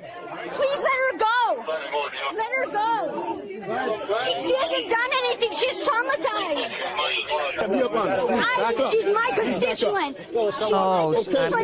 Text her when she gets her bail, okay? She has done nothing. What are you doing? Why are you arresting her? Why are you arresting her? Counsel, you cannot back up, man. You have to back away. Back away. You gotta back away. Back away. Get your hands off of us. Back up. Absolutely not. Let her go. She hasn't done anything. She hasn't done anything. Jesus, bro. The video is just remarkable. I'm watching it right now. She's she can't stop grabbing him. This unhinged city council human named Atel Hoxiaj. I don't know. But anyway, she was arrested. Good. It's so funny because I think we all understand that if you have a disagreement with law enforcement on the street, and that's where this happened, do you confront and get into a physical altercation with law enforcement? What do we tell our children if there's a problem with a police officer, if you were treated wrong and so forth? You comply with police commands, and that's just what we have courts of law for. But not with these leftist politicians. I mean, I don't know who the hell they think they are. No impulse control. And it's the same thing you see. They haven't taken it as far as this Worcester council human, but it's the same thing you see from these mindless Marxists on the Chicago City Council, in the General Assembly, in all the constitutional offices. Speaking of Massachusetts, Michelle Wu, Barrington's very own. Yes, Barrington's finest. From Barrington to Boston, the Michelle Wu story. She had this to say about ICE, trying to one-up Field Marshal Tim Walz. I don't know of any police department that routinely wears masks. We know that there are other groups that routinely wear masks. NSC 131 routinely wears masks. Mayor, just to clarify, are you comparing ICE, you said, to NSC 131, the neo-Nazi group? Are you comparing them to a neo-Nazi group? What I said is that Boston Police and no police department that I know of at the local level routinely wears masks. Yeah, what you said is that ICE are neo-Nazis, just like Tim Walz said. They're Gestapo, just like AOC reinitiated her call for their defunding. That's where that party is. Every single day, just continue to pile up the evidence and distribute it with your assistance. Coming up at 6:36, speaking of unhinged neo-Marxist politicians, more from Chicago State Legislator Kelly Cassidy on the occasion of this Pride Month. On the matter of boys playing girls' sports, she had a specific accusation that she leveled against all who would oppose things like boys playing girls' sports. 6:36. But now let's head into the newsroom. Here's Nikki Whaley. Good morning. It's 58 degrees in Chicago in the AM 560. The Answer Newsroom. I'm Nikki Whaley. The feud between the president and Elon Musk is exploding online after Elon took aim at Trump's big so-called beautiful bill earlier this week. The back and forth escalated Thursday with Musk posting that Trump couldn't have won the election without his help. He even backed the idea of impeaching Trump and replacing him with J.D. Vance, accused Trump of being linked to the Epstein files, and threatened to pull SpaceX's Dragon spacecraft, the only U.S. vehicle flying astronauts to the space station.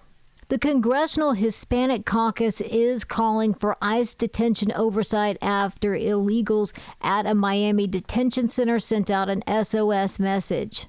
Caucus Chair Adriano Espaillat of New York called the conditions at the facility a crisis and said they're going to hold the for-profit prison detention centers accountable. He said Congress must determine if migrants' due process rights are being dramatically and boldly violated. CHC members say they refuse to allow the Trump administration to tear families apart by locking up parents married to American citizens. I'm Tammy Trujillo. This news update is quickly delivered to you by Quick Delivery Service. Why are you sitting in Friday traffic? Time is money. When you need your important items delivered quickly, Quick Delivery Service will be there to pick it up and take it to its destination. Go to quickdelivery.com. A check of the roads coming up in 2 minutes on AM 560 The Answer. Mike Gallagher is witnessing evil. A guy from Egypt screaming Free Palestine named Mohammed, lighting Jews on fire in Boulder, Colorado, and CNN is upset at calling what appears to be an obvious terror attack a terror attack. My gosh, this is what we're up against. We're up against a brand of evil that we've never seen before. The Mike Gallagher Show, weekdays at 9, right before Charlie Kirk at 11 on AM 560. The Answer. You've worked hard and accumulated wealth, but you know the pitfalls involved in passing significant assets to your heirs. The team at Spahn Financial will help you feel secure with personalized financial planning to achieve your legacy goals. They anticipate and manage all your wealth planning needs and focus on the full financial picture, including tax efficiency, income distribution throughout retirement, philanthropic giving, estate planning, and more. They even help you prepare the next generation to be good stewards.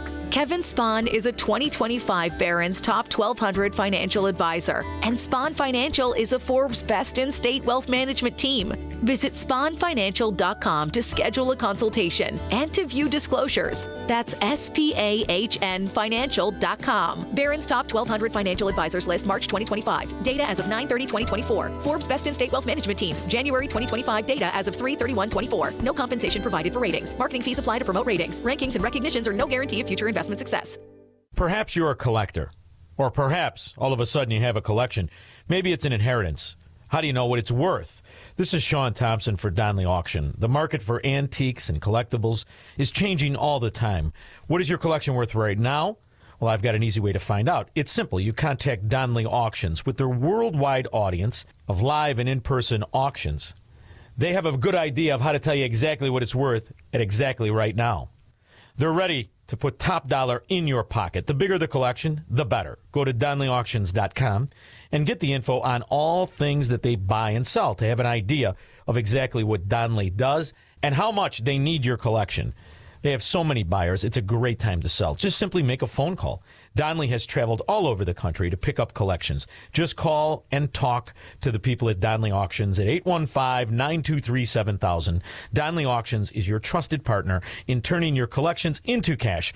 DonnellyAuctions.com. Protect your liver and give it the support that it deserves with Active Liver from New Nordic. Find it in stores at your local CVS, Meijer Grocery, or Amazon, or NewNordicUSA.com. From the Team Hochberg Traffic Center, I'm Nikki Whaley. On the Edens inbound from Lake Cook to Montrose, 15 minutes. Outbound, 13 minutes. On the Kennedy inbound from Montrose to the Byrne Interchange, 14 minutes. Outbound, 25 minutes. On the Eisenhower inbound from Wolf to the Old Post Office, 17 minutes. Outbound, 16 minutes.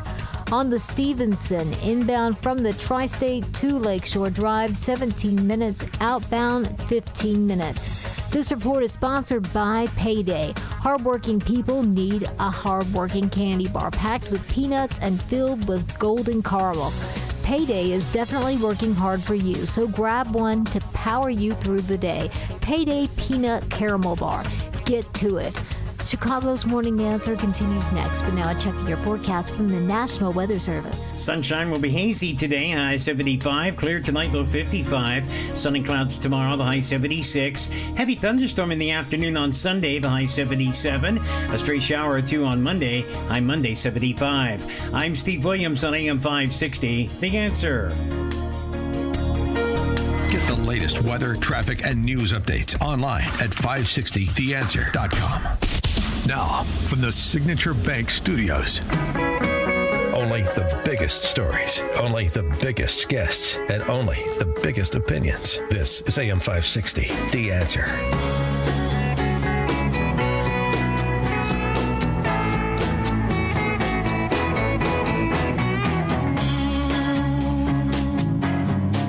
Top of the morning, Dan and Amy. I thought Pride Month was a time for joy and celebration. Rainbows, unicorns, glitter, jazz hands, parades, balloons. State Representative Kelly Cassidy of Chicago, who is a member of the LGBTQIA2S++++++++++ community.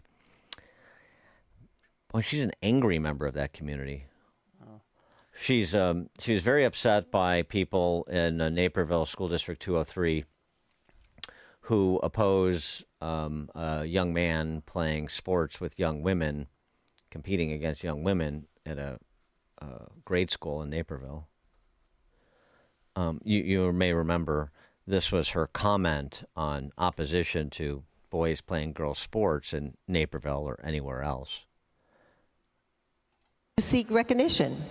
Point of personal privilege. Please proceed.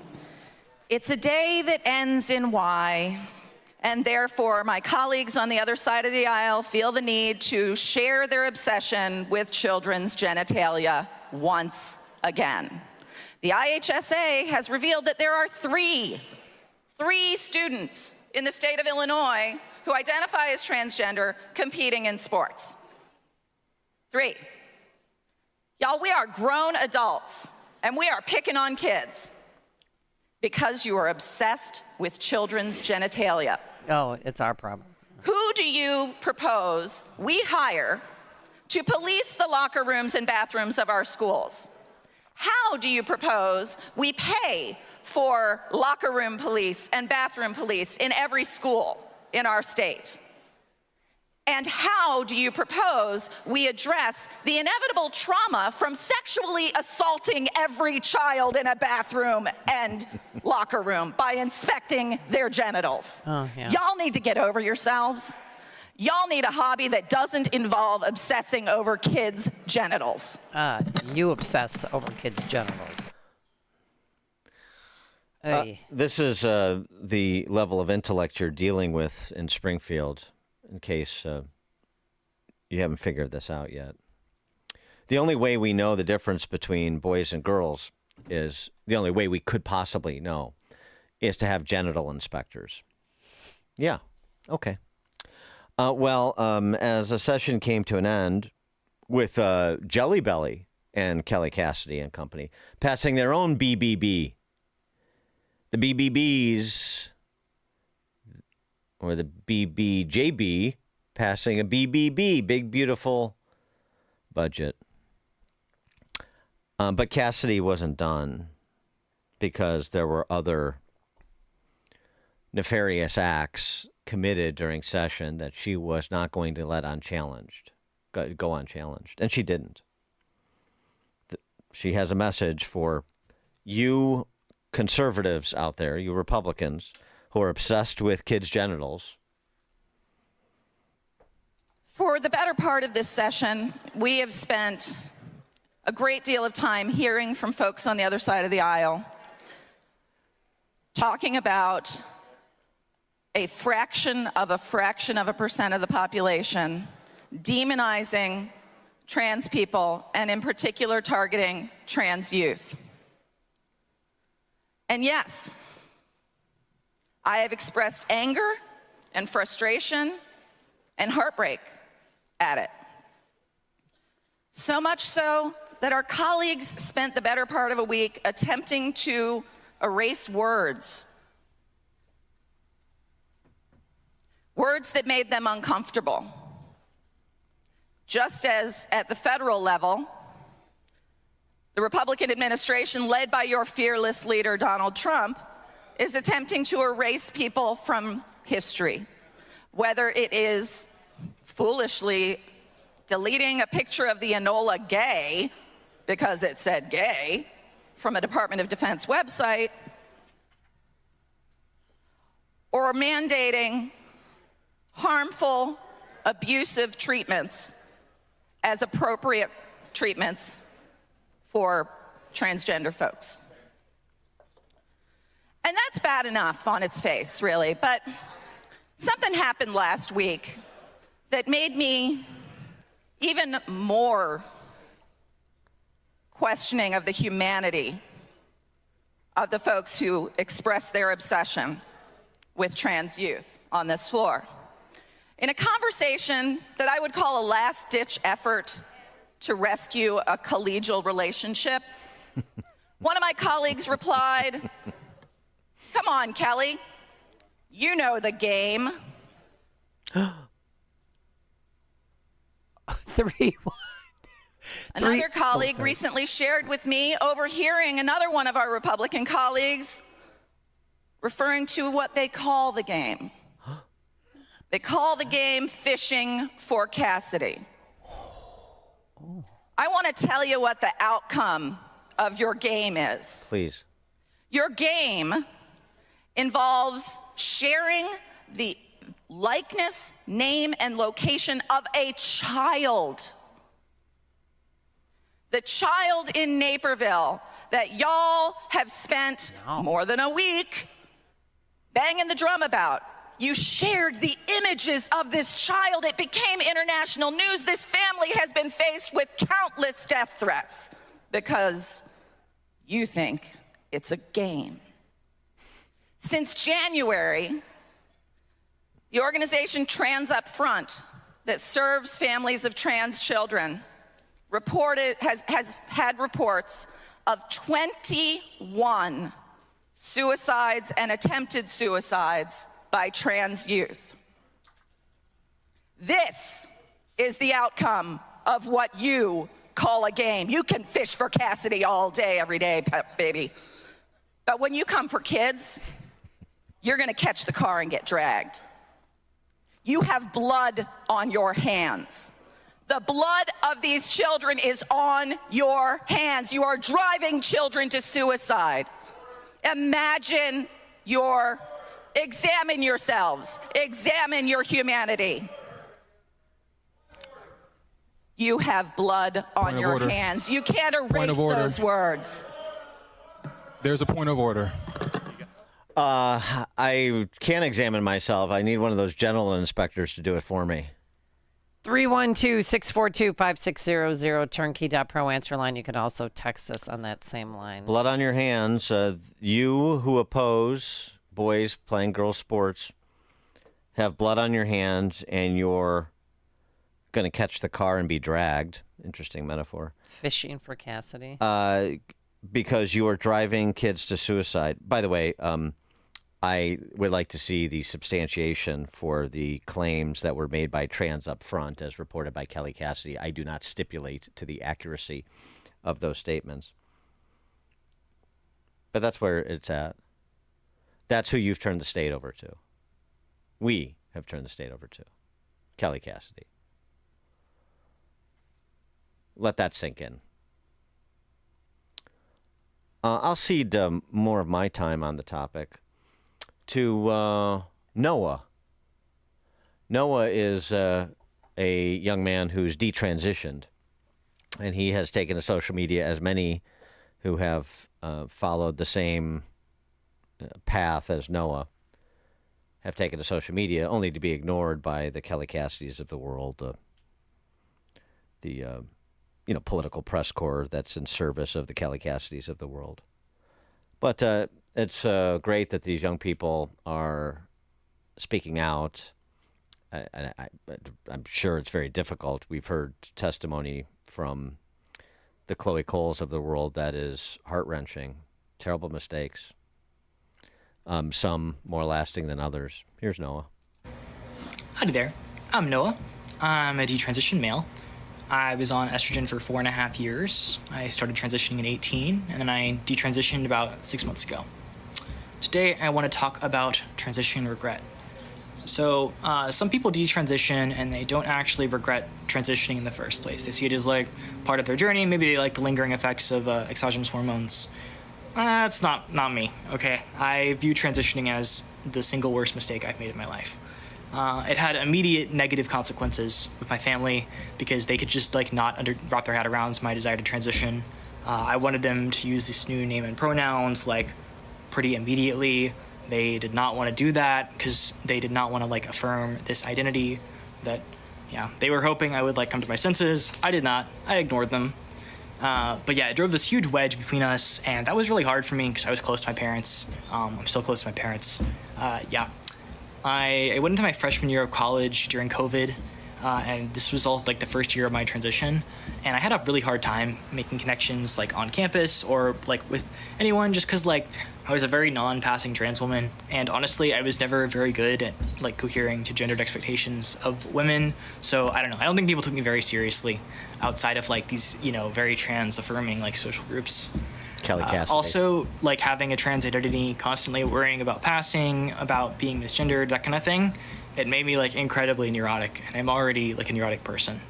So yeah, this is not even to mention like the physical effects. If it was just like I'd gone socially transitioned, I would feel like a lot better about it. But no, I had facial feminization surgery, so I do miss like my like strong brow bone. I don't like looking a little more androgynous like I do now. But the biggest negative effects have been the lingering effects of estrogen. I have some gynecomastia, which is, you know, really not like too bad, as you can see. Like my thighs are a little bit thicker than the average guys. But the annoying stuff is like below the waist. You can Google the effects of estrogen on the male body if you'd like to. I'll be vague. Things like still work after being off estrogen. I have normal T levels, but my libido's kind of low. Function is like 50% of what it was pre-transition, and my fertility is up in the air, which sucks, but it is what it is. Yeah, when I was identifying as a woman, like estrogen actually did like affirm my identity and made me feel good, but now that I'm living as a man again and not really identifying as one, but viewing myself as a man, it like, it horrifies me a little bit that I like put myself through chemical castration. But again, it is what it is. So yeah, I don't consider my transition to be part of some like wonderful journey. I feel physically and mentally stunted. I feel like a tree that grew in the wrong direction for 4.5 years. Now I have to break off the branch and like restart. I feel diminished, and yeah, I'm angry at myself that I bought into a belief system that taught me I could become a woman if I wanted to. And for me, rejecting that belief system has been an important step in healing. Thank you. Mm-hmm.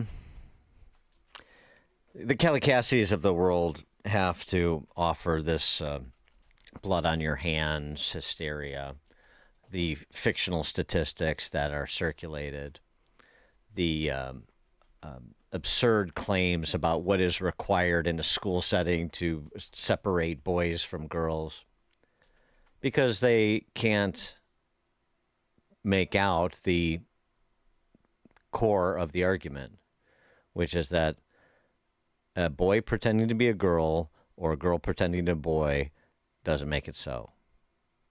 And there are differences.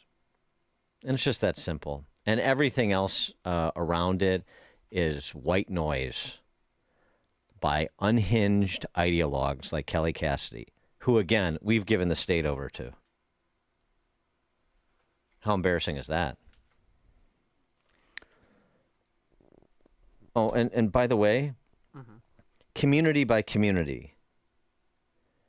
What the hell is Marty Maloney doing in Park Ridge? Park Ridge? Used to be a Republican bastion. I don't know this guy. He's the mayor. Mm-hmm. They have outside of what looks like City Hall. This is online. They've got some guy, in drag wear, parading around a public street while like prepubescent kids give him dollars when he gyrates in front of them. And then Maloney is walking around in his garish pride t-shirt, spouting all of the... Can I see that? Spouting all of the, contrived lines that you're supposed to spout as a mindless politician. But I mean, this is what I'm talking about. And you want... we had this question I get at the Larry Elder smoke or cigar night. the one that we did at Gaelic Park, and it was about, we need, support. We need the big donors to stay involved. We need to, take this fight. All this we need. You don't even have people in Park Ridge standing against this absurd, lascivious conduct in the public square. What are you doing? Who takes on Kelly Cassidy? Not even electorally, just sort of intellectually. Where's the whatever constitutes Republican elected officials? I know there's only about 2 in Cook and the Collars, and nobody's figured out. Well, they haven't figured out. Gee, why is that? I mean, we have given over this state to just terrible, terrible people. And then they lecture us.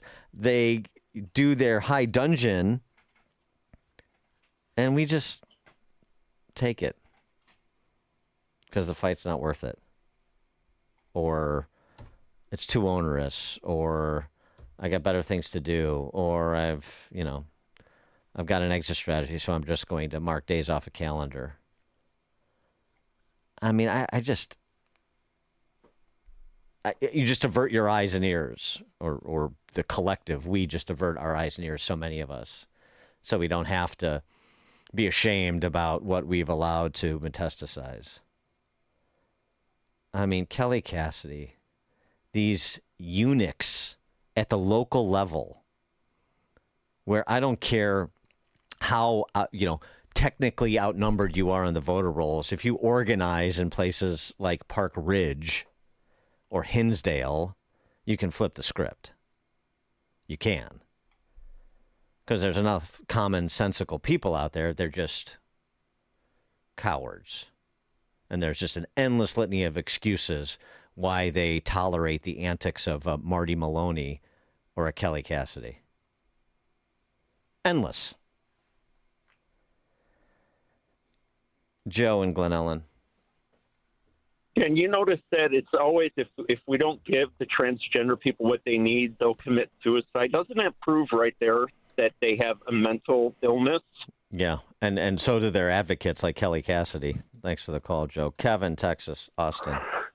I don't know the exact term, but it's evil is allowed to happen when good men do nothing. Yeah, and the reason people like this get elected is because good people don't do something about it. And the left is better organized. They see it as a perpetual campaign. Right now is when, and then I've been calling about it for years, people have to step up and become precinct chairs and get involved. They have to look at this as a perpetual thing. This is a war. Thanks for the call. Even if you don't become you don't have to affiliate with the Republican Party. But do you give a rip about your community, your neighborhood, schools, anything? Bueller. And by the way, I should note, Kelly Cassidy is a Hall of Famer. 2014, she was inducted into the Chicago Gay and Lesbian Hall of Fame. I didn't know they had a Gay and Lesbian Hall of Fame. Oh, yeah, we financed it. There's only one radio show in Chicago talking about today's biggest stories and telling you what they really mean. That show is this one, Chicago's Morning Answer on AM 560, The Answer. Hey, John. Need any help over there? Oh, hey, Chris. Oh, I'm good. Just digging some new flower beds and planting a couple shrubs. You sure you should be doing that? You know, with your high blood pressure and all?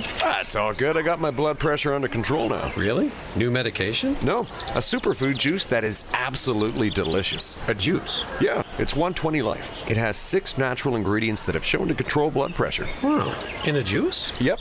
So controlling my blood pressure tastes great and I feel great. I wonder if 120 Life could fix my procrastination getting yard work done. Not sure about that, but it sure helped me. Certainly has. You and your yard look great. Try 120 Life risk-free and get a 2-week trial pack. Order the 8-ounce drink or powdered mix. Go to 120life.com and use coupon code 560 to save 15% and get free shipping. They're so sure it can noticeably lower your blood pressure in 2 weeks, they'll give your money back if you're not satisfied. Order now. 120life.com. Use coupon code 560 at checkout to save 15% and get free shipping. AM 560, The Answer. All right, coming up on Chicago's Morning Answer.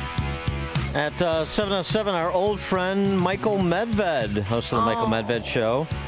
He'll join us to talk about his book that has been optioned into a movie, The American Miracle. And we'll talk to him a little bit about the Middle East and the accusations against Israel of genocide as well. That's all at 7:07. I can't wait. Do you think he misses us as much as we miss him? Today, we're going to have hazy sunshine because of those Canadian wildfires. A high of 75 degrees. And for your weekend, this is what we have in store. Saturday, some sunshine giving way to clouds, a high of 76. And on Sunday, a heavy thunderstorm in the evening. It can bring hail and damaging winds. It's now 7 a.m. WIND Chicago. Maybe they won't talk. I'm Dave Anthony, Fox News. A Reuters report that there won't be a call today between President Trump and Elon Musk contradicts what Politico had said that they will. The day after a public feud following Musk, who led Doge's federal cutbacks, railing against the president's budget bill. Elon and I had a great relationship.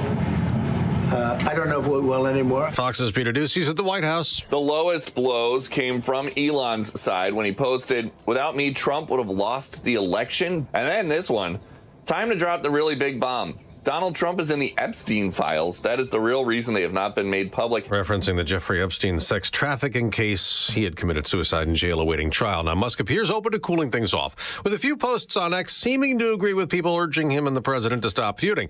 President Trump's latest attempt to punish Harvard, accusing the university of letting anti-Semitism thrive on campus, has been blocked. His order attempted to prevent Harvard from enrolling new foreign students. Fox's Kristen Goodwin reports. In an updated complaint, Harvard asks a federal judge to block the order, accusing the Trump administration of unlawfully retaliating against the school and violating First Amendment rights. And the judge did, ruling in Harvard's favor. Russia bombarded Ukraine overnight after leader Vladimir Putin had vowed to retaliate to Ukraine's big weekend drone attack deep inside Russia.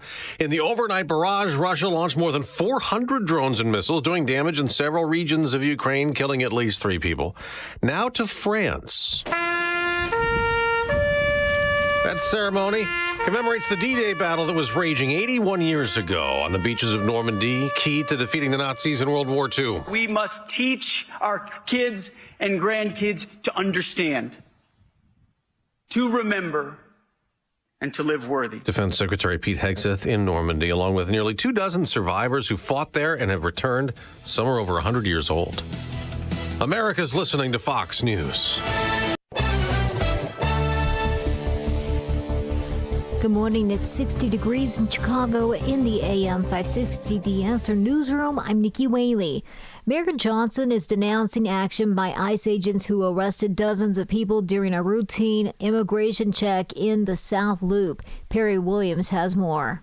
35th Ward Alderman Anthony Cusana says federal agents moved in Gestapo fashion. Stood right here in front of the driveway, then aggressively came through, knocked me down, assaulted me and other community members here today, then pulled out weapons and also pulled out their sticks. The mayor released a statement claiming ICE agents should not be allowed in the city and assault elected officials or any Chicagoan. Governor Pritzker and other state leaders are celebrating the Gel Cert Company's expansion project in West Chicago. Pritzker attended a ribbon-cutting ceremony yesterday for the expanded facility. This is going to help meet booming demand for your products and in the process create more manufacturing and packing operations jobs, growing its operation to 1,400 people. The food and beverage manufacturing company invested over $10 million to construct a new manufacturing operation that will enhance production of its popular powdered stick packs and meet growing consumer demand. The expansion project will create more than 100 new manufacturing and packing operation jobs. A Chicago police officer is in the hospital following a shooting on the south side. The Sun-Times reports that the officer was shot in the chest with a rifle last night near East 82nd Street and South Drexel Avenue. Officers attempting to rush the wounded officer to the hospital crashed and their vehicle caught fire. The officer was eventually taken to the University of Chicago Medical Center, where she's reportedly in critical condition. News is a service of AlmostFreeTeeth.com. Overpaying for dental implants is over. If you have a Blue Cross Blue Shield PPO or FEP, you could save 90% off on average to get your smile back. Learn more and check if you qualify at AlmostFreeTeeth.com. A check of the road's coming up in 2 minutes on AM 560 The Answer. Your home is a valuable asset, and you want to take care of your home. From roofs, siding, windows, and doors to furnaces, flooring, landscaping, and much more. Listen to your go-to for all things home. It's Home Answers Radio every Sunday morning at 9. Presented by Lang Home Medical Equipment, Valdecast Windows and Doors, and by JeffBuysYourHouse.com. Get answers from industry experts so you can make informed decisions about your home improvement. Right here on AM 560, The Answer. When you're hiring, have you ever felt like you're missing out on meeting truly great candidates for your roles? It seems impossible to find them, but they have to be out there somewhere, right? Well, they're not hard to find when you know where to go, and that place is ZipRecruiter.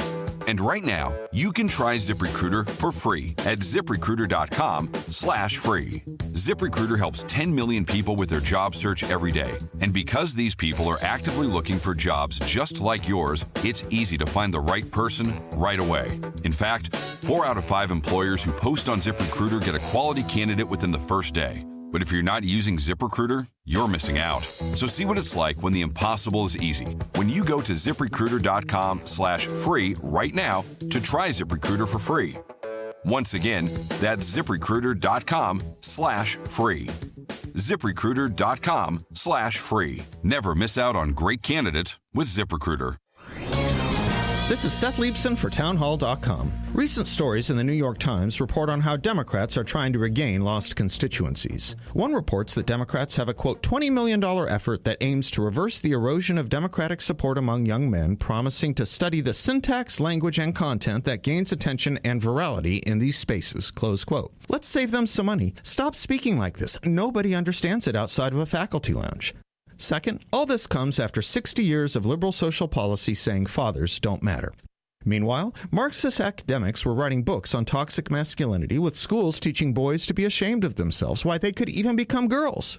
As John Dewey put it, the philosophy of the schoolroom in one generation will be the philosophy of government in the next. The study of syntax and language about virality and spaces isn't going to do it.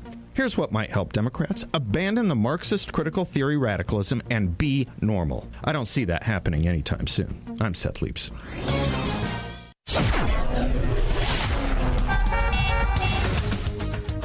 From the Team Hochberg Traffic Center, I'm Nikki Whaley. On the Edens inbound from Lake Cook to Montrose, 15 minutes. Outbound, 14 minutes. On the Kennedy inbound from Montrose to the Burn Interchange, 22 minutes. Outbound, about 44 minutes. On the Eisenhower inbound from Wolf to the Old Post Office, 23 minutes. Outbound, about 18 minutes. On the Stevenson inbound from the Tri-State to Lakeshore Drive, 25 minutes. Outbound, about 21 minutes. Traffic is a service of Team Hochberg. They've helped thousands of AM 560 listeners with the best rates and service. Let Team Hochberg help you by visiting 56david.com or call 855-563-2843. That's 56david.com. Lower.com Equal Housing Lender, NMLS 1124061. Chicago's Morning Answer continues next, but now check your forecast from the National Weather Service. A bit of hazy sun, a high today 75, clearing tonight low 55, sun and clouds tomorrow, the high 76, a heavy thunderstorm on Sunday, high Sunday 77, stray showers on Monday, the high at 75. I'm Steve Williams on AM 560, The Answer. Get the latest weather, traffic, and news updates online at 560theanswer.com. Now, from the Signature Bank Studios, this is Chicago's Morning Answer with Dan Proft and Amy Jacobson on AM 560. The Answer.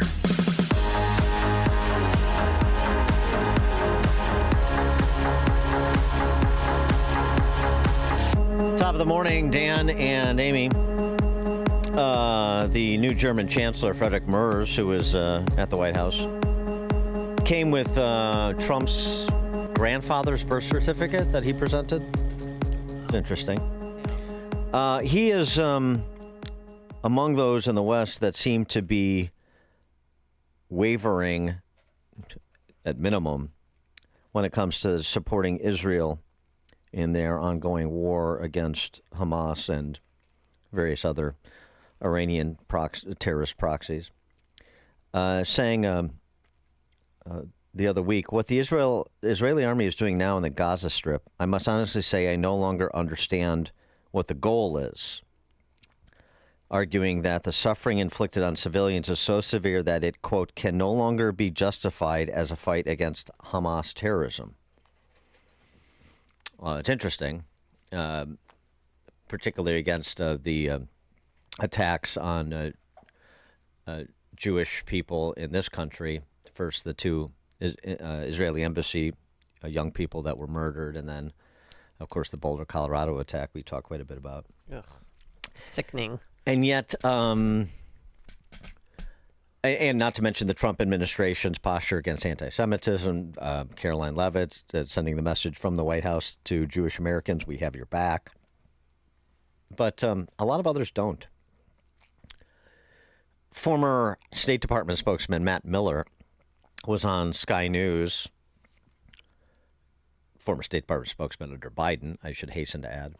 And he's saying out loud now what apparently he thought when he was a State Department spokesman but couldn't say. Do you think what's going on in Gaza now is a genocide?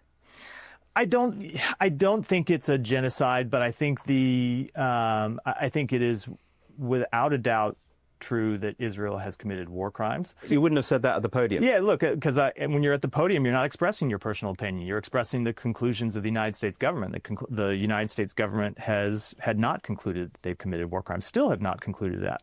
But your personal view is they have. And they were while you were there. But let me qualify that. There are two ways to think about the commission of war crimes. One is if the state has pursued a policy to deliberately committing war crimes or is acting reckless in a way that aids and abets war crimes. And that, I think, is an open question.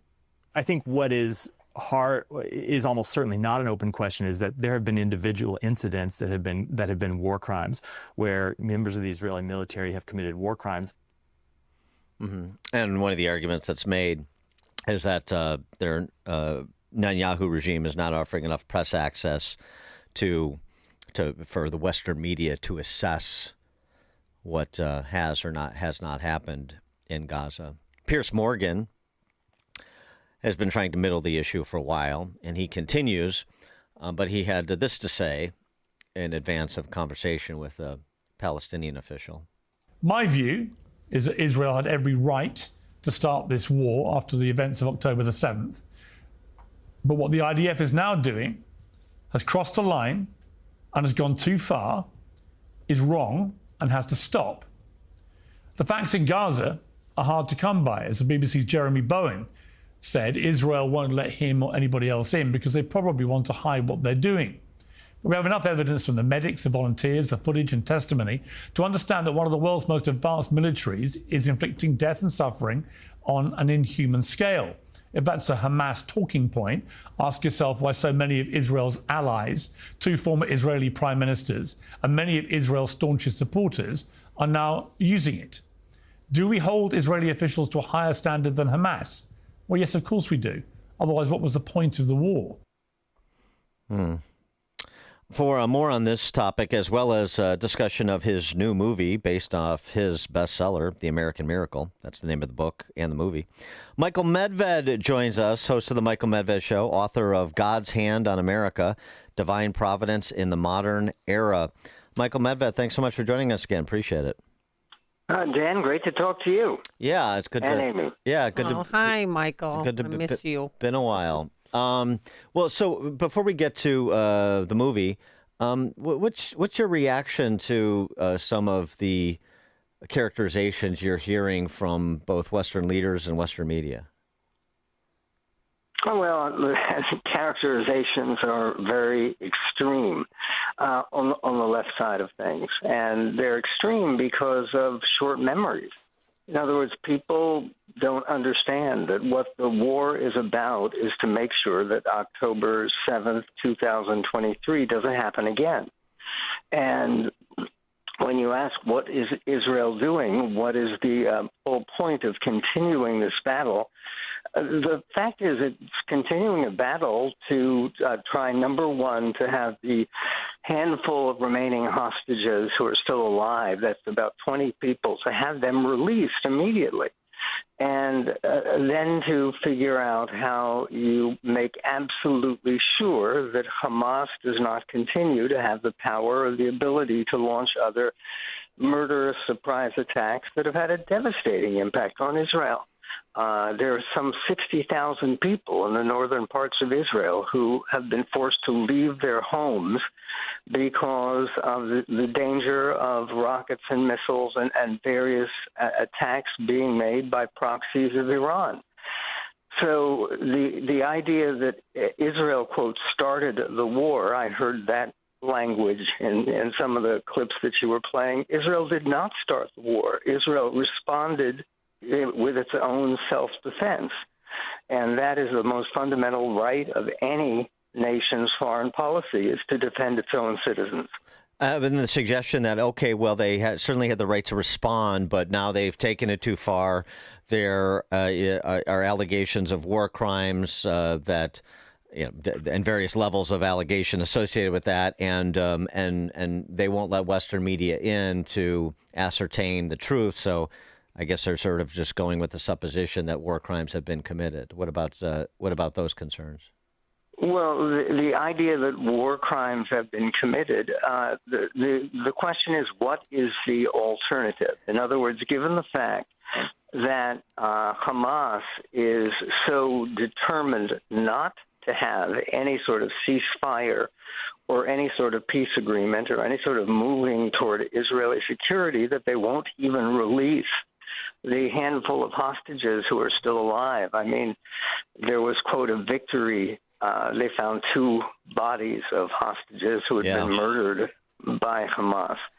And look, this is a personal matter to me. I don't claim to be, quote, objective on this, because my brother has lived in Israel for 40 years. He has sons-in-law and sons who have been called up, and a daughter who have been called up during this recent conflict, and putting their lives at risk to try to defend the security and livability of the Israeli state. And that's something that many people have sacrificed for, not to, quote, erase Palestine, because Israel vacated the Gaza Strip back in 2005. Right.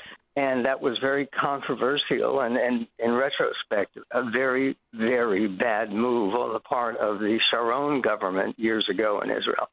Yeah, I think the problem I have with these allegations of war crimes, too, is they're sort of just general, and they evoke an image of indiscriminate killing. But I'm still waiting for the specifics, and to the extent that you can have trusted media document what is or isn't happening, and with relatively out of harm's way, okay, fine. But I think that this is a lot more complicated than, ironically, people like Matt Miller, former spokesman of the State Department, or Piers Morgan can appreciate. And a lot of these so-called war crimes are sort of like interpreting, a police-involved shooting. If you don't have all the contextual factors, then you don't really understand what happened and what the choice was. No, that's entirely true. And the one thing that is very striking is the one bit of information that they haven't even attempted to provide, and I mean here the so-called Hamas Ministry of Health, is how many of the alleged casualties that they are trumpeting to the 50,000, it's 55,000, it's thousands, how many of them are actually Hamas fighters? And the Israeli information, which I believe is far more reliable, indicates that the majority of the people in the Hamas side of things who have died, who have been victimized in this war, are not innocent civilians or little children. There are, unfortunately, tragically, some issues like that, but that's largely because Hamas puts those people in front of their fighters as human shields. In other words, one of the differences in this war, and it's very dramatic and it's very important, is that in Israel you have the military in front of civilians trying to protect them. And with Hamas, you have civilians in front of their terrorists trying to protect the terrorists, trying to keep them from being harmed by using human shields. And that's a perspective that it seems to me Americans should be aware of. Do you think President Trump has done enough to help get the hostages returned? What's enough? Enough is getting it done, and that hasn't happened. I think that President Trump has said some things that are important, but when he says to people, okay, there are going to be consequences for Hamas, and then what follows that? The promise, if you don't release the hostages immediately, because there's so few of them left alive, then watch out, there are going to be dire consequences. What are the consequences? They haven't arrived. And so I think that's a problem. Let's get to your film, the film based on your book, The American Miracle, bestseller. Tell us about it, but not to mention, of course, the very serendipitous timing in conjunction with the 250th anniversary of the Declaration of Independence, the lay out the thesis of the book and thus the film. Right. Well, the book basically has the same theme as the movie's subtitle. The subtitle of the movie is "It's the American Miracle. Our Nation is No Accident." And I think it makes the case for divine providence in the emergence of the United States. The United States is an unlikely world power when you think about it and when you look back at American history. And the movie begins with perhaps the most memorable 4th of July ever, and maybe we'll have an even more memorable one for the 250th anniversary coming up. But that was in July 4th, 1826, when something happened that convinced people, literally around the world, that there was something supernatural, something godly, something extraordinary and unprecedented about the rise of the United States. And one of my favorite quotes comes from Otto von Bismarck, who was the Iron Chancellor of Germany, who built the modern United States of Germany in the 1870s. He said, "The Lord God provides special protection for drunkards, lost dogs, imbeciles, and the United States of America." No particular order. And may that only continue.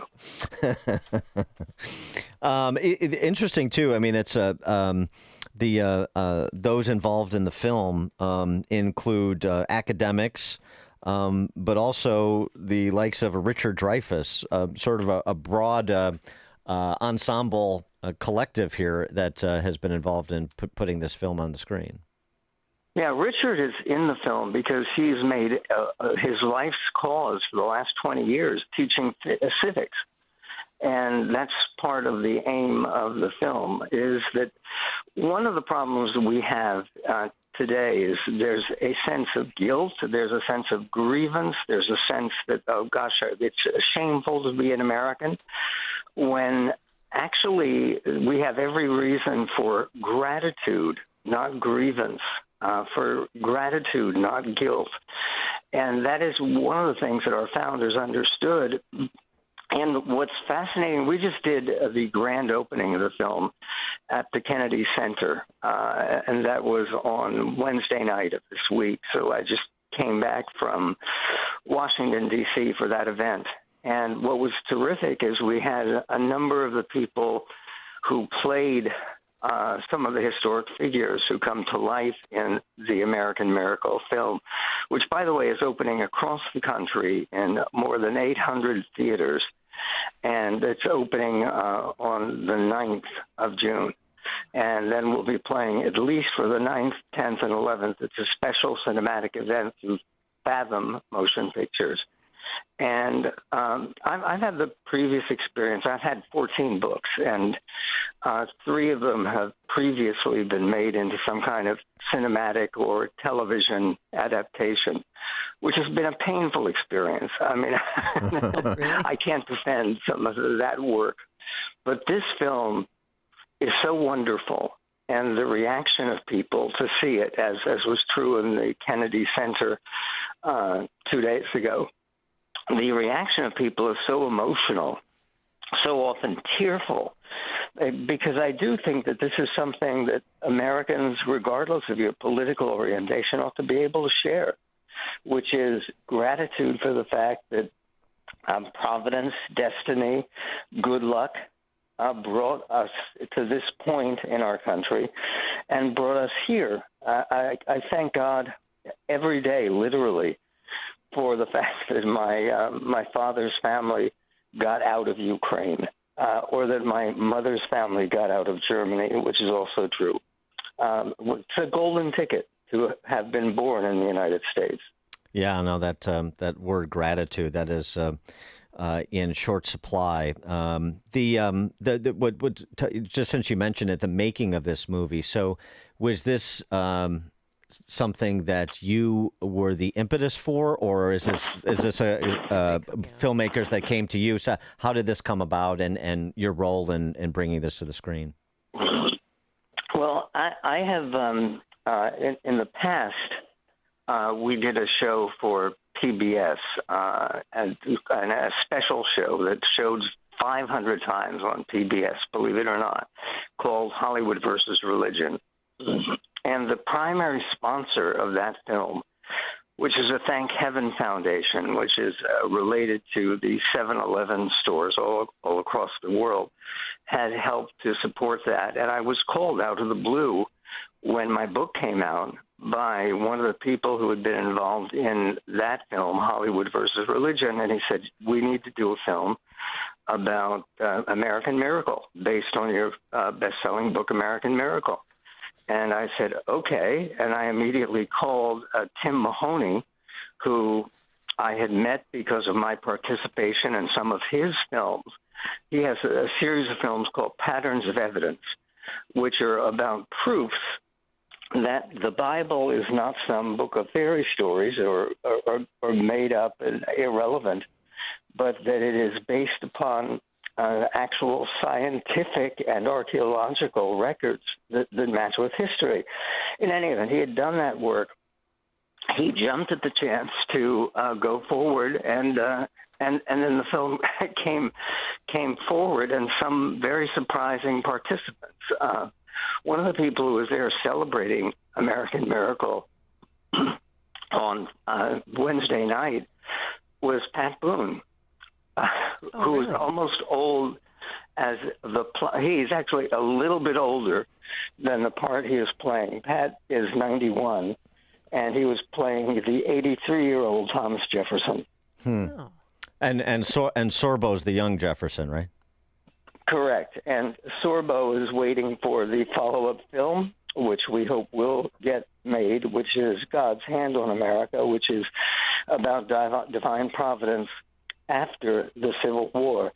But he is hoping that his part as Thomas Jefferson will be a bigger factor. The real star, pardon me, of this film is George Washington. And the actor we have playing George Washington, I really do think deserves Oscar consideration. He has spent almost 30 years playing George Washington for visitors to Mount Vernon, and which is Washington's home. And it is uncanny how much he has studied, learned, and brought to life, making it feel like the father of our country. And by the way, to help the celebration of the Kennedy Center, he came in full costume. Good. That's people. Yeah, that's commitment. Well, it's a bold casting choice too. I like that. That's very interesting. The movie is The American Miracle, based on Michael Medved's bestseller, The American Miracle. It opens nationwide, as he mentioned, 800 theaters, opening June 9th. That would be Monday. Yeah, June the 9th, 10th, and 11th. And to get tickets, go to AmericanMiracleMovie.com and purchase your tickets. Michael Medved, host of The Michael Medved Show, author of God's Hand on America, Divine Providence in the Modern Era. And again, the movie The American Miracle, opening on Monday. Michael, thanks so much for joining us. Best of luck with the film. Thank you. And Dan, you and Amy have a wonderful weekend.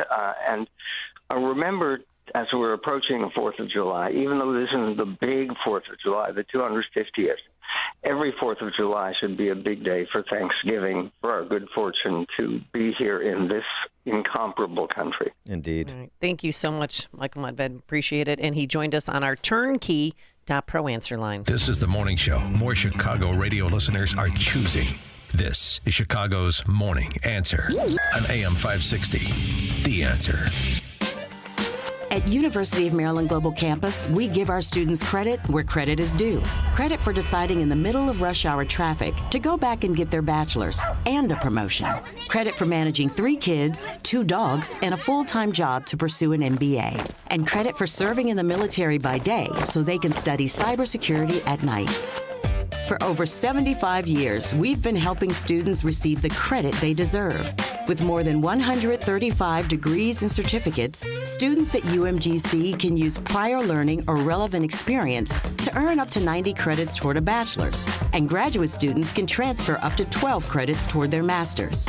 At UMGC, you'll find everything from online to hybrid courses and lifetime career services to scholarship opportunities, making your education journey flexible, fast, and affordable.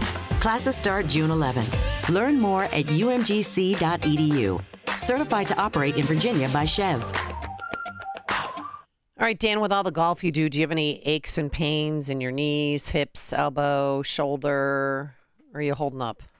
Not really, thanks to Pilates. Oh, all right. Well, if you're fortunate enough to work out without any pain, that's a good thing. But if pain is holding you back from doing things like golfing, even walking up the stairs, getting in and out of your car, then you need to call our good friends at QC Kinetics. Why?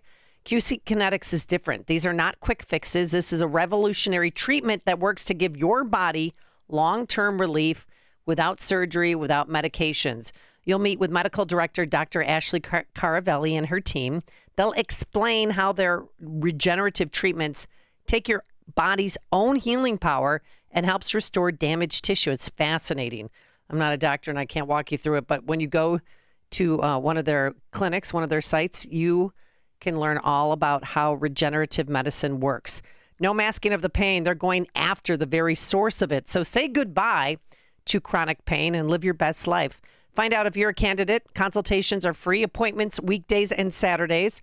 Contact my good friends at QC Kinetics at 312-809-5955. That's 312-809-5955. Again, 312-809-5955. At AlmostFreeTeeth.com, they're dedicated to making smiles great again. If you have medical PPO insurance, find out how you could save 90% off on average to get a beautiful dental implant-supported smile. Check if you qualify right now at AlmostFreeTeeth.com. Hi, everyone. I'm Gary Sinise. Please join me and the Lieutenant Dan Band as we return to Cantini Park in Wheaton, Illinois. We will be rocking for our vets on July 12th for the West Suburban Foundation Concert for Charity, saluting our veterans and supporting your veteran community. We're looking forward to seeing everyone again. It's been a long time since we've been at Cantini Park. I'm very much looking forward to it, and I'm looking forward to rocking for our vets together. Get your tickets today at 560theanswer.com/vets. AM 560, The Answer. All right. Coming up on Chicago's Morning Answer. We'll survey the D.C. political landscape and all the salient issues, including a little bit more on the Musk-Trump contretemps with Scott McKay, publisher of The Hayride, senior editor at The American Spectator, joins us at 7:37. But now let's stop by that newsroom once again. Here's Nikki Whaley. Good morning. It's 60 degrees in Chicago in the AM 560 The Answer newsroom. I'm Nikki Whaley. Elon Musk says he'll have his company, SpaceX, decommission the Dragon spacecraft immediately. The billionaire's post on X Thursday came amid a war of words with President Trump. Musk's post came minutes after Trump threatened to cancel government contracts with Musk's companies. Their online flap intensified after Musk criticized the so-called Big Beautiful Bill that Trump's been pushing. The Dragon is the only spacecraft being used to transport crew to and from the International Space Station. I'm Tammy Trujillo. A judge is temporarily blocking President Trump's proclamation restricting student visas at Harvard University. A U.S. district judge issued a restraining order stopping the policy from being implemented, saying it would cause immediate and irreparable injury. This comes after Harvard filed a lawsuit seeking to block the proclamation. After issuing the proclamation, Trump said entering the U.S. to attend college is a privilege, one that's tied to the institution's compliance and commitment to following federal law. That's something he says Harvard has failed in this respect, among many others. I'm Mark Mayfield. Economic worries are starting to show up in retirement savings. New numbers from Fidelity Investments revealed the average 401k balance dropped 3%, while the average individual retirement account balance fell 4%, despite American savings at record rates. News is the service of almostfreeteeth.com. Overpaying for dental implants is over. If you have a Blue Cross Blue Shield PPO or FEP, you could save 90% off on average to get your smile back. Learn more and check if you qualify at almostfreeteeth.com. At Check of the Roads coming up in 2 minutes on AM 560 The Answer. If you listen to the mainstream media and the Democrats, you'd think it was a sin to be black and conservative. Well, John Anthony blows up that perception every week on Black and Right. Join John tomorrow afternoon at 4 when he pushes back against the left and its progressive agenda that tries to dictate how people should think or feel about politics. Listen to Black and Right tomorrow afternoon at 4 right here on AM 560. The Answer. Gain insight into building strong marriages and raising godly children with Focus on the Family with Jim Daly each weekday at 11:30 a.m. on our sister station, AM 1160. Hope for your life. Attention! If you owe money to the IRS, this is an urgent message. The IRS is cracking down by sending out collection letters, garnishing paychecks, seizing bank accounts, and putting liens on homes and businesses. They call it enforced compliance, and you better watch out because penalties and interest on unpaid taxes compound daily, making it even harder to get out of debt. Don't let tax debt destroy your life. You need to call Optima Tax Relief, America's #1 tax resolution firm. They're experts in taxpayer assistance programs that can save you thousands if you qualify. A+ rated by the Better Business Bureau, Optima's resolved over $1 billion of tax debt for their clients. Let them fight on your behalf, helping to put your tax problems to rest. Call the tax professionals at Optima now for a free consultation. Call 800-965-1433. 800-965-1433. 800-965-1433. Optima Tax Relief. Some restrictions apply. For complete details, please visit OptimaTaxRelief.com. This is an urgent announcement for anyone that's $10,000 or more in debt. Before you make another minimum payment, you need to know there are special programs that can completely free you of your debt. Total Financial Freedom can help you become debt-free in months instead of years. Resolve your credit card debt, signature loans, department store cards, internet loans, and timeshares. Call now at 800-533-6605 for a free consultation. For 17 years, Total Financial Freedom has helped thousands get out of debt. You can feel confident when calling because Total Financial Freedom is A+ rated by the Better Business Bureau and a Christian-owned company. Don't get stuck in the endless cycle of payments. You have the right to get your debt resolved and substantially reduce your monthly payments. Call Christian-owned Total Financial Freedom now at 800-533-6605. That's 800-533-6605. 800-533-6605. We've all been there. It's the opening night of the school play, or it's the piano or dance recital, or maybe it's the Christmas pageant at your church. And everyone's fumbling with their phones, leaning and straining to get the perfect snapshot of that special moment. And too often, the images come out blurry, crooked, or overexposed. for the big events in the life of your church or school, trust Tom Killoran Photography. This locally owned family business can provide the solutions you need for your important event photography. They've worked with dance studios, orchestras, and sports teams to capture those memorable moments that you want to last a lifetime. And they can do the same for you and your organization. Tom Killoran Photography is also the official photographer for AM 560 The Answer. To learn more and to see their portfolio, just visit KilloranPhotography.com. That's KILLORAN photography.com, or call them at 708-361-0025. Tom Killoran Photography, capturing important life moments for over 30 years. Protect your liver and give it the support that it deserves with Active Liver from New Nordic. Find it in stores at your local CVS, Meijer Grocery, or Amazon, or newnordicusa.com. From the Team Hochberg Traffic Center, I'm Nikki Whaley. On the Edens inbound from Blake Cook to Montrose, 15 minutes.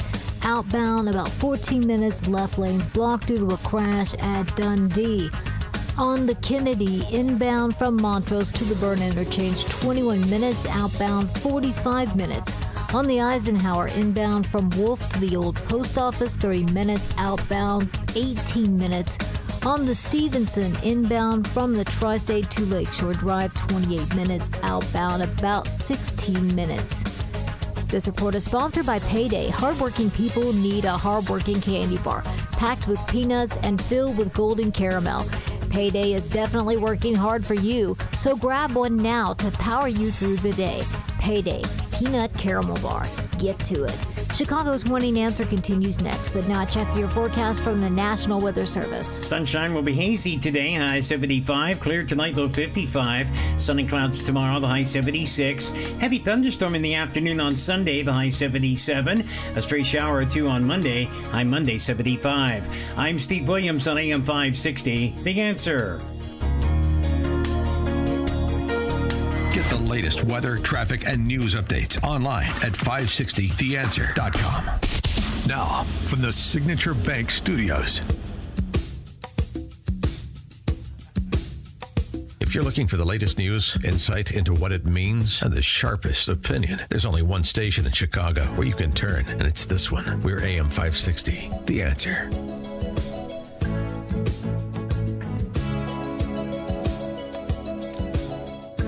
Top of the morning, Dan and Amy. Wow. The Supreme Court had a collective fit of clarity in a couple of cases handed down.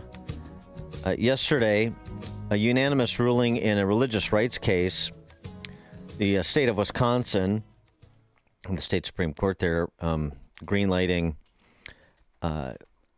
unequal treatment of Catholic charities under the law in Wisconsin. Those Wisconsin State Supreme Court races turn out to be really important. Justice Sonia Sotomayor writing, yeah, you heard me right. It is fundamental to our constitutional order with the government that the government maintain neutrality between religion and religion. There may be hard calls to make in policing that rule, but this isn't one of them. Sotomayor said that. Wisconsin argued that Catholic charities has to pay a tax, doesn't qualify for a tax exemption because its day-to-day work doesn't involve religious teachings.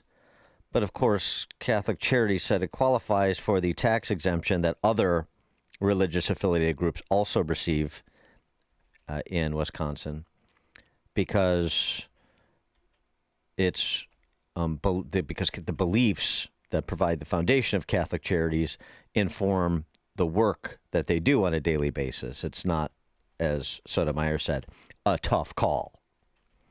So strike one for religious liberty there in Wisconsin. And again, wow. Ketanji Brown Jackson, yes, KBJ. She doesn't know what a woman is. No, she can't define that. But she knows when a woman is being discriminated against. Our case law makes clear that the standard for proving disparate treatment under Title VII of the Civil Rights Act does not vary based on whether or not the plaintiff is a member of a majority group. This is in response to a straight woman in Ohio who filed a reverse discrimination lawsuit against her employer when her gay boss declined to promote her. So straight women of the world unite. But the point here is that there are many jurisdictions where if you were a member of a majority, like white, male, straight, the standard was higher to sue for discrimination. And what the court did here, Ketanji Brown Jackson, no less, is say that Title VII applies equally to all people, whether you are a member of a majority race, ethnicity, sexual orientation, or not. Wow. Identitarians take a couple on the chin. Now, the flip side of that, now that we've gotten through some of the good news, a little bit more detail on the FBI's targeting of conservative Catholics under Christopher Wray and President Biden. We find out now, based on a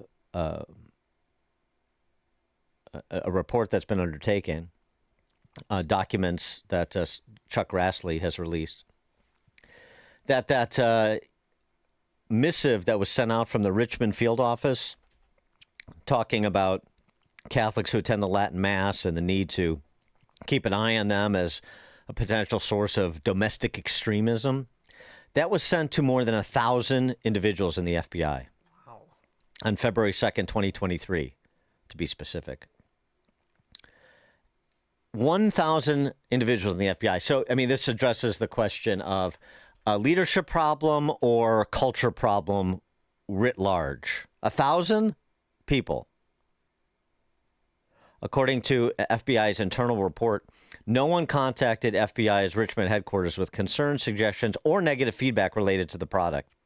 FBI Richmond, the field office there, only received positive input indicating the importance of further outreach and external dissemination of intelligence to mitigate the threat posed by racially motivated violent extremists. Get done with the Latin Mass. Now let's, go look to attack minorities. That was the concern that the FBI had. 1,000 people at FBI, and no one thought anything about that was untoward. For more on all this and a few other matters, please be joined by Scott McKay, publisher of The Hayride, senior editor at The American Spectator, and author of Racism, Revenge, and Ruin, as well as the novel King of the Jungle. Scott, thanks for joining us. Appreciate it. Hey, happy Friday. So good news from the court on those issues that are, related to sort of the identitarianism of the left. Not so good news in terms of the job that Kash Patel and Dan Bongino have to do at FBI. Yeah, definitely. Well, we knew going in that the FBI was a mess, and the FBI is a mess. And, because of that, I'm a little less,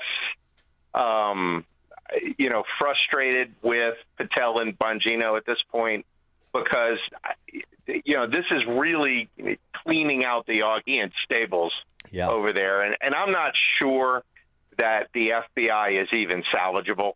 Like, I think that organization is so badly penetrated by woke communists that you might actually have to start over to fix it.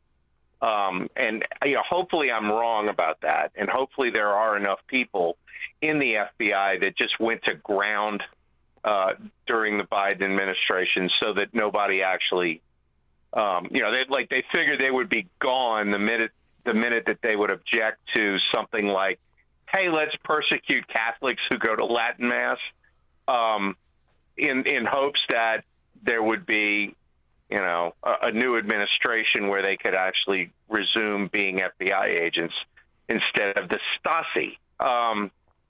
But even that is such an indication of a poisonous culture over there that, I just don't know if it's doable to fix the FBI. Yeah, I don't either. I mean, at minimum, I like to hear what they're doing about everybody on that distribution list, at least in terms of, doing some interviews to understand why they didn't think anything about that was problematic, number one. Number two is we have the other story out this week that the Mueller operation was a cover-up, this whole prohibited access designation that was attached to the Mueller investigations and related evidentiary material, so that people wouldn't even know that there was material there to search on the case management system because it was prohibited access, and it now prompts all these questions about whether or not the FBI and DOJ were engaged in withholding exculpatory information. Did they provide all the did they provide everything that congressional overseers wanted? Why wasn't Nellie Orr, the number 3 at Department of Justice's wife, prosecuted for perjury? That seems to be clear now, and this is all coming forward thanks to the work of Chuck Grassley, but not thanks to the work of the FBI. Well, and the far-reaching implications of that, are that, what else have you withheld from, defense attorneys and others? I mean, like, how many cases has the FBI investigated and turned over to DOJ that are now tainted, and the convictions need to be overturned based on the fact that they systematically withhold evidence? Yeah. This is like, certainly it's a problem with the Trump-Russia debacle, but like, what else are they doing? And so this is one of these things where you're actually knocking a pillar out of our judicial system when you do things like this, because when it comes to light, all of a sudden now everybody who has a case that the Justice Department has prosecuted wants to know whether they had exculpatory evidence withheld from their defense counsel. Wow. And you don't have a good answer for that. So maybe it's a problem. We don't know. Yeah, right. Well, do you think Dan Bongino has some egg on his face? I mean, on his show constantly, Epstein he didn't commit suicide, he was murdered. And then he comes out and says, no, he committed suicide. Well, or is I'm this a two minds maturation process? I think there's two possibilities. One is that this is a legit thing. Like, there's a video and you can look at it and he's like, well, it looks like he's killing himself on this video, which is what I gather they have. So, I mean, if we were all wrong that the guy actually did kill himself, then we should accept that. The second thing is, if that's not actually the case, because we just talked about how, the shape the FBI is in, this might be one where, like, they just, you don't have the evidence to prove that somebody went in there and killed him. And whoever had the stroke to get somebody in there to kill Jeffrey Epstein almost certainly has the stroke to bury the evidence that they did that. And so, like, this might be a fight that Patel and Bongino just, like, they're looking at this saying, if we pursue this, they're going to destroy any and all credibility that we have, and we just need to take the L on this so that we can move on and try to fix the FBI. I don't like either one of those two possibilities. One, because I feel like a dupe if the guy actually did kill himself, and then the second one for obvious reasons. But, like, either way, based on everything else we're finding out about the FBI, I think it might have been a little much to ask that we were going to get a full, transparent release of everything to do with Jeffrey Epstein. Now, having said that, I found it really, really interesting amid this, peeing match between Elon Musk and Donald Trump. Musk, like, dropped the big bomb and said Trump is in the Epstein files. Which is known, right? Like, when all this stuff came out in February, it's known that Trump and Epstein back in the day would kind of share their planes going back and forth from New York to Palm Beach, right? Which is why Trump is in the Epstein files. Right. There's no Trump went to the island, right? No, he never went to. No, but that post on X is supposed to lead one to believe that. I mean, that's the implication, of course. Well, maybe, but, like, the whole thing is like, we already knew that Trump was in the Epstein files, like, per se, right? Yeah, but we already. I'm of the mind that all of this is kind of a ruse. Yeah, okay? so am I. immediately after Elon does this, the Democrat Party puts out an ex post saying, release the Epstein files. Yeah, right. Oh my gosh, I tweeted right after that, I'm like, hey, we want to get a bipartisan consensus to release the Epstein files. How do we go about doing that? Well, you just saw. And so, it might very well be that this thing actually spits out the benefit of all these people, demanding the Epstein files get let out. And now, the deep state can't stand in the way, and we get a release of this. Yeah, well, I don't know if that's what's going to happen, but it'll be no, not those Epstein files, and and whoever that was that said no, release the Epstein files. I'm sure they got calls from some other colleagues on their side to say, "What the hell are you doing?" Exactly, you're scaring the fish away. All right, so do you think this couple's going to get back together? These madmen, the richest man in the world and the most powerful man in the world. Like I said, I think all of this is a ruse somehow to shake loose votes for both the big, beautiful bill and the rescissions. I can't prove that yet, but there were certain things Elon said that kind of come off to me like this whole thing is, like it's the heel turn in wrestling parlance, right? Where you put on this big this big fake fight, and then the wayward guy comes back into the ring during the match, and he breaks a chair over the bad guy who thought he was with him, and all this. Like, this stuff it's kind of obvious to me. Now, maybe I'm wrong, but and I don't know exactly what the game is, but both of these guys are hotheads, but they're also pretty good calculators. And on the surface, this just doesn't quite look like it's real. Yeah, I mean that it can be both things, right? They can both. This could be a little ego business between the two of them, but it also can be, a bit contrived as well. Because at the end of the day, their interests are still generally aligned. So even if there's a little bit of chafing over who's gotten credit for this or who took sides in which argument, their interests are still aligned, and that's the most important thing. Well, and remember this. So Tesla sells cars, right?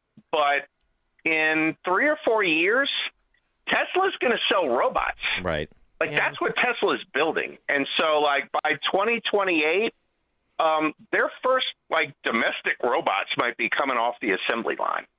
And at that point, they kind of don't care about cars.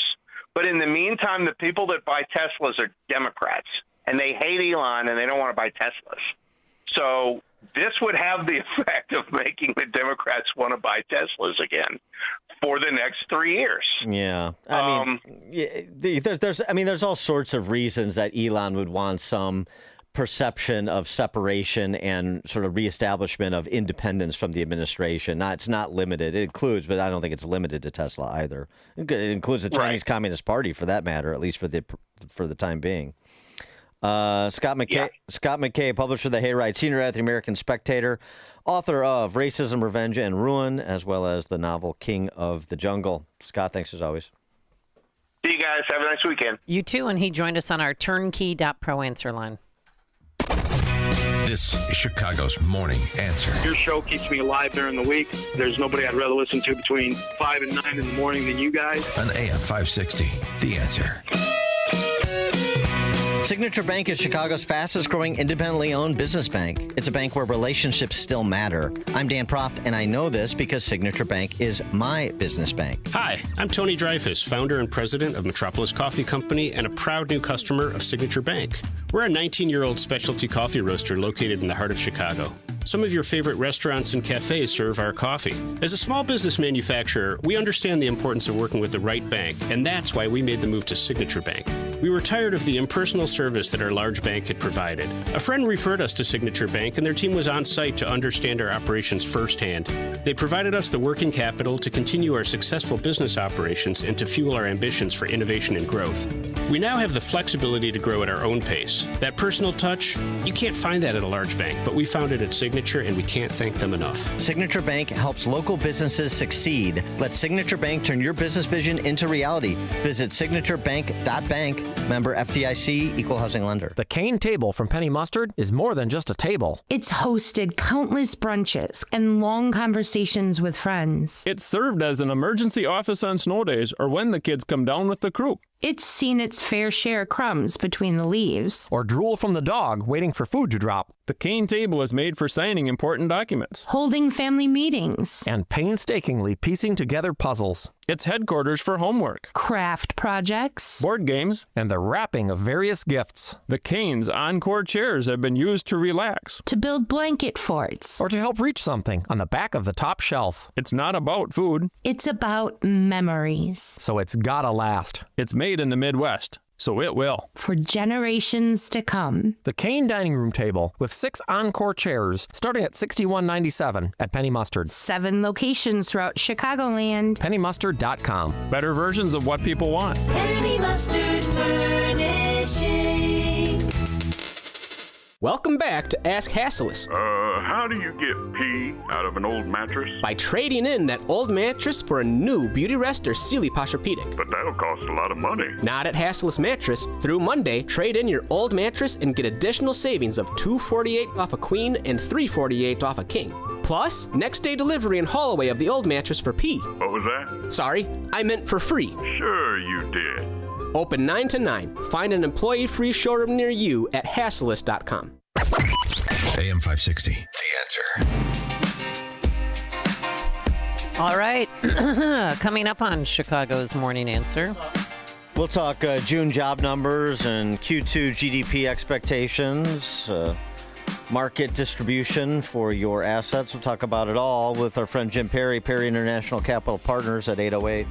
Today we're going to have hazy sunshine because of those Canadian wildfires. I wish that would end soon. A high of 75 degrees. And for your weekend, oh yeah, it looks like this Saturday, sunshine giving way to clouds, a high of 76 degrees. And then on Sunday, we're going to have a heavy thunderstorm in the evening. And then some stray clouds, a high of 75. It's 8 a.m., WIND Chicago. A little less hiring than April, a little more than expected. I'm Dave Anthony, Fox News. That is in the jobs report just out for May. 139,000 is the non-farm payrolls number. The street was looking for 130,000. The unemployment rate stayed the same, 4.2%. Fox Business Network Cheryl Casoni, she mentioned beating Wall Street's estimates while stock futures are rising about 300 points for the Dow. President Trump wrote on Truth Social before the report, income is up, gasoline is cheap, inflation is dead, our country is booming. There's no Trump post, though, today about Elon Musk, following the public feud that the two got into after Musk's railing against the massive budget bill the president calls big and beautiful. There was some reporting today about the possibility of a Trump and Elon Musk phone call to make nice. Aides are telling me that is not something they are tracking. It's possible that some staffers might try to talk to Musk, but no Trump and Musk call. Fox's Peter Doocy at the White House also has an update on that Tesla that the president famously bought while Musk, the CEO, was leading the Trump Doge effort to make federal spending cuts. We're told that that Tesla, still sitting there, the red Tesla with Florida tags, is either going to be given away or sold off. And we are told that it was about a month that Elon Musk was wearing thin on Trump. So this was not a sudden exit and then blow up. The day after President Trump's call with China's leader trying to end a trade war filled with high tariffs, counselor to the president, Peter Navarro, just told Fox Business. There was a clear mandate between and understanding between the two presidents. So he says a U.S.-China meeting will happen within the next week. It's been 3 weeks now since that big jailbreak in New Orleans. And 2 of the 10 who escaped are still on the run. Antoine Massey and Derek Groves. He's a convicted murderer. So is Grant Hardin. And he's also still a fugitive, 12 days after the former police chief broke out of an Arkansas prison. America's listening to Fox News. Good morning. It's 63 degrees in Chicago in the AM 560 The Answer Newsroom. I'm Nikki Whaley. Construction is underway on a big runway project at Midway Airport. City Aviation Commissioner Michael McMurray took part in a groundbreaking ceremony yesterday for the $47 million project. These new taxiways will allow aircraft to queue more efficiently for takeoff, reducing delays and improving traffic flow across the airfield. The initiative will renew one of Midway's primary runways and its intersecting taxiways. Crews will be repaving the main runway. The project will also enhance safety through its installation of the new runway guard lights and the construction of a new roadway to support aircraft rescue and firefighting operations in the event of an aviation incident. Mayor Johnson is planning on reinstating a 1% grocery tax that was removed from the state budget as part of Governor Pritzker's spending plan. Perry Williams has more. The mayor says it's not a new city tax. It was a function that the state of Illinois decided to relinquish and leave it to the cities to collect the tax. So we're not creating a grocery tax. We're just creating a process by which we can collect it. The city has a deadline of October 1st to pass an ordinance to continue the tax. The Illinois Municipal League says if Chicago avoids implementing the grocery tax, it will cost the city between $60 to $80 million of revenue for the fiscal year 2026. Several occupants of an apartment building are displaced after a fire in the Little Village neighborhood. The blaze happened early yesterday morning in the 3100 block of South Kominsky Avenue. Officials say some nearby buildings also caught fire. No injuries were reported.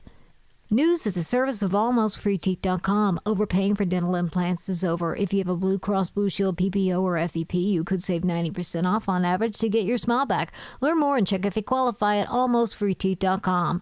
A check of the roads coming up in 2 minutes, but now time for the Signature Bank Business Beat. I'm Charles Payne, and this is the Fox Business Report. Tesla shares plunged 14% yesterday following the public feud between its CEO Elon Musk and President Trump. That translated into a loss of more than $152 billion in stock market value. The Wall Street Journal says short sellers made $4 billion on the sell-off. Tesla shares are recovering ground this morning, up 4%. Delta Airlines says tariffs on imported airplanes and parts could force it to stop buying foreign-made planes. Reuters says Delta made the comments in a government filing in response to a recent investigation. The airline's fleet includes Airbus planes made in Canada, Germany, and France. Wall Street will be reacting today to the monthly employment report for May. That's your Fox Business Report. I'm Jenny Cosola. Invested in you.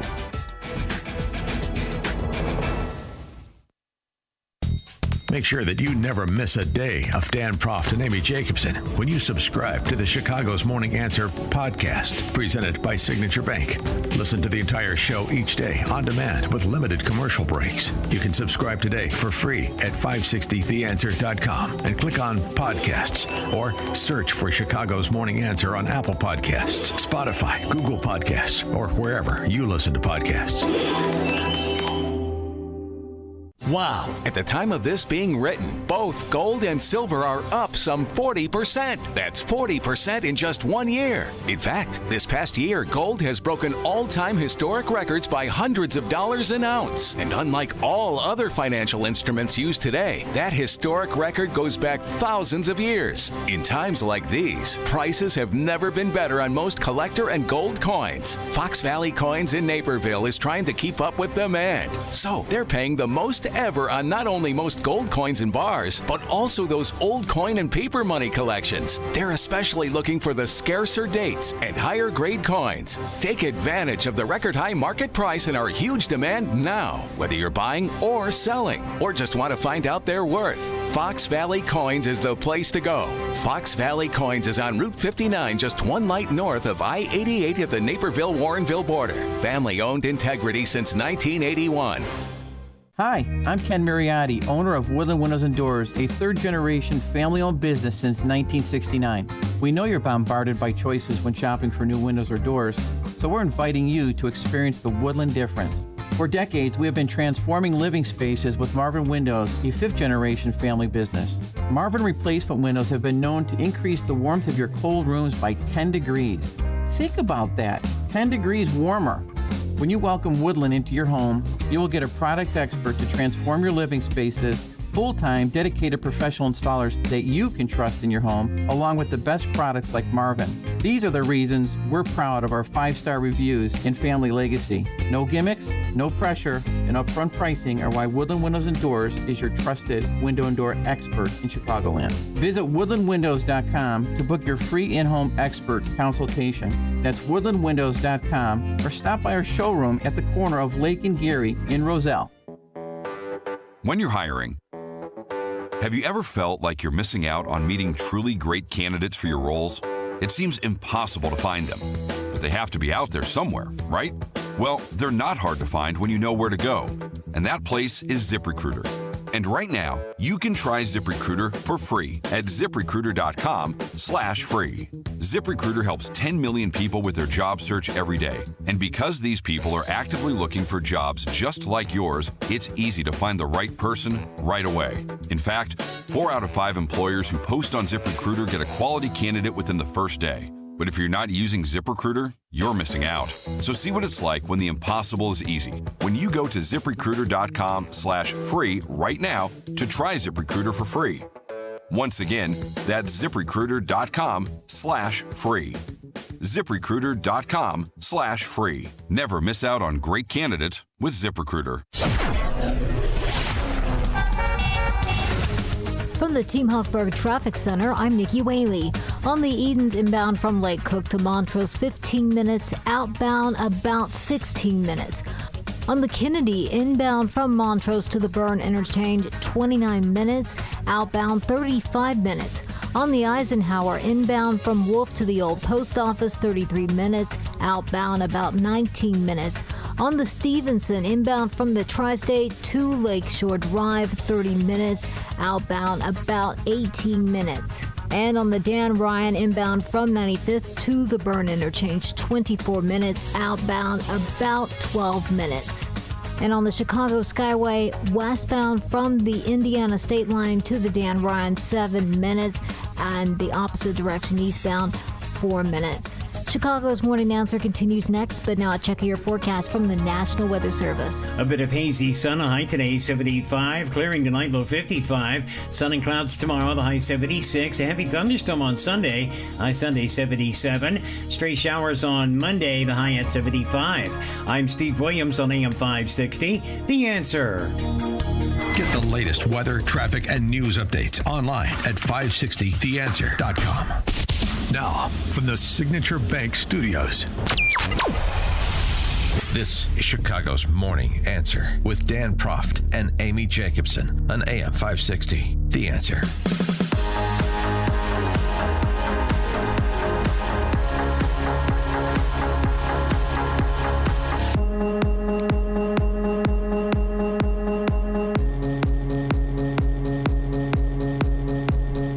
Top of the morning, Dan and Amy, amid all of the melodrama yesterday over the back and forths between Trump and Musk. Trump did have a call with Chi-Com dictator Xi Jinping, and here's how he said that call went as it pertains to the subject of a trade deal with the Chinese. We had a very good talk, and we've straightened out any complexity. It's very complex stuff, and we straightened it out. The agreement was we're going to have Scott and Howard and Jameson will be going and meeting with their top people and continue it forward. But no, I think we have everything. I think we're in very good shape with China and the trade deal. We have a deal with China, as you know, but we were straightening out some of the points having to do mostly with rare earth, magnets, and some other things. So those reduced trade tariff rates, they remain in effect? Yeah, we have the deal. I mean, we've had a deal. We announced the deal, and we'll be, I guess you could say, I wouldn't even say finalizing it up, Scott. I would say we have a deal, and we're going to just make sure that everybody understands what the deal is. Okay? We had a really good conversation. By the way, he invited me to China, and I invited him here. We both accepted. So I'll be going there with the First Lady at a certain point, and he'll be coming here, hopefully, with the First Lady of China. All right, he'll be coming here. We'll play Doral. I'll go over there. I'll play Beijing National, if that's just a course I made up. Oh, okay. Okay. You'll be wearing the hat tomorrow. For more on this, as it's my impression that tariff policy is the big X factor in terms of what experts anticipate for the rest of the calendar year. Jim Perry is the founder and CIO of Perry International Capital Partners. He joins us now. James, thanks for joining us. Appreciate it. You're welcome, Dan. Amy, good morning. Morning. So how will those soothsayers on Wall Street react to Trump's characterization of that call with Xi? I think positively. The tariff melodrama and the tariff angst and emotion is really hyperbolic. I talked to you a couple of weeks ago, and I was over in Europe, and a couple of cities that are less inclined to appreciate Donald Trump, I'll say politely. And I don't know, 25 meetings, something like that, 30 meetings. And I wanted to talk about the 5 pillars of this administration, right? Lower taxes, deregulation, spending cuts, trade deficits, and national security. And 90% of every meeting was about tariffs, right? And there's a lot of anger over in Europe about Trump, and rightfully so. Europe is in the crosshairs, and they're going to probably have a recession. But I try to explain that it is between U.S. and China, right? And if we can stabilize this Chinese relationship, the rest of the world will do better. Until that happens, the market's not going to like it. So it's positive development because they talked. But the Chinese, you know, they've got a timeline as well. They've got 400 million people working in factories exporting stuff to the West. And if the Communist Party doesn't keep them employed, they're going to have some social unrest. So they have an incentive to get this thing done, too. This is why they talked yesterday. But the Chinese feel like they've got an upper hand with respect to certain exports, and they do. So I think Trump's got an upper hand on a lot of other things, and I suspect that it will be stabilized. It'll probably take most of the year. I think the trade deficit relationship with China will be the last one that gets settled. Europe will probably be right before that. But between now and then, you know, you'll get something with India, I guess, and South Korea, and we'll get something with Canada and Mexico. And then eventually the Chinese and the Europeans will come around because they're the ones that, mathematically speaking, look to get hurt the worst. Well, what if they don't? What if that doesn't happen? Well, if they don't, their economies are going to collapse. And they've got an incentive to move forward on this stuff because they need the U.S. and Europe as an export market. Now, the April income number was good. Incomes increased 0.8%, was only expected to be 0.3, and inflation numbers have been better. Right. But Bill Dunkelberg, who's the chief economist for NFIB, small business, the job market continues to weaken, but slowly. He also noted that small business owners, per the NFIB survey, only 1 in 4 reported raising compensation, which was down 7 points from April and the lowest reading since February 2021, and the greatest monthly decline since April of 2020. So I know we had 139,000 jobs. That was the print today for May. But is that your sense that the job market is softening, and even though inflation is down, wages are starting to plateau? No, it's not. Okay. With all due respect to Phil and small businesses, I think, you know, the labor market is very complex, and just like the whole economy, you know, there's different regions and different sectors. But small businesses and the average taxpayer are the ones that are getting hurt the most, really, since COVID, right? I mean, the main cause of inflation is deficits, right? The budget deficit, $2 trillion. So the budget deficit in 2019 was about $500 billion, right? Government brought in $3.5 trillion, spent $4.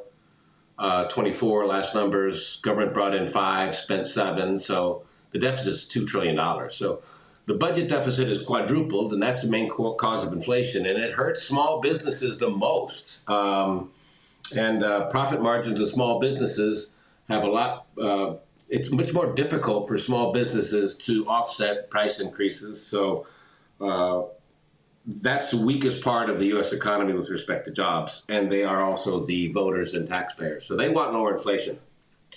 With respect to the numbers, we've had some really good numbers, and I think the disconnect between certain sectors of the economy and the political class and the voting class is really quite downbeat. And I respect anybody that looks forward and strategizes, because it's a difficult thing to do. But, there's an awful lot of data to get through, and I think people tend to be selective about that sort of stuff. And I will say this, that I really believe that the employment situation in the United States is very, very strong. The government, the Commerce Department came out for the quarter and said that the labor force has never been larger in this country. It's 161 million people that are paying taxes, right? And having Social Security numbers. 160 million people. That's higher than pre-pandemic. And that's official, right? Unofficial, it's probably more like 180 million people, most of whom are working for cash and part-time. But the point is, they're spending, right? Personal incomes, as you said, last month were up almost a percentage point on the month, right? And if you look at wages, for heaven's sakes, the Atlanta Fed said that wage growth in the last quarter is up 4.3%, right? That's a national number. At the same time, the sort of Fed's preferred measure of inflation, the consumer expenditures number, came in at plus 2.1%, which is the lowest number since 2021, right? So in GDP, I don't know if you've seen this, but 3 weeks ago, the Atlanta Fed, which was a kind of a nowcast thing, right? Their GDP forecast 3 years ago for Q2 was minus 2%, right? Well, today it's plus 3.8%, right? So the Atlanta Fed thinks you're going to get an almost 4% growth in GDP in Q2. And the reason for that is the wages at the working class are growing. The labor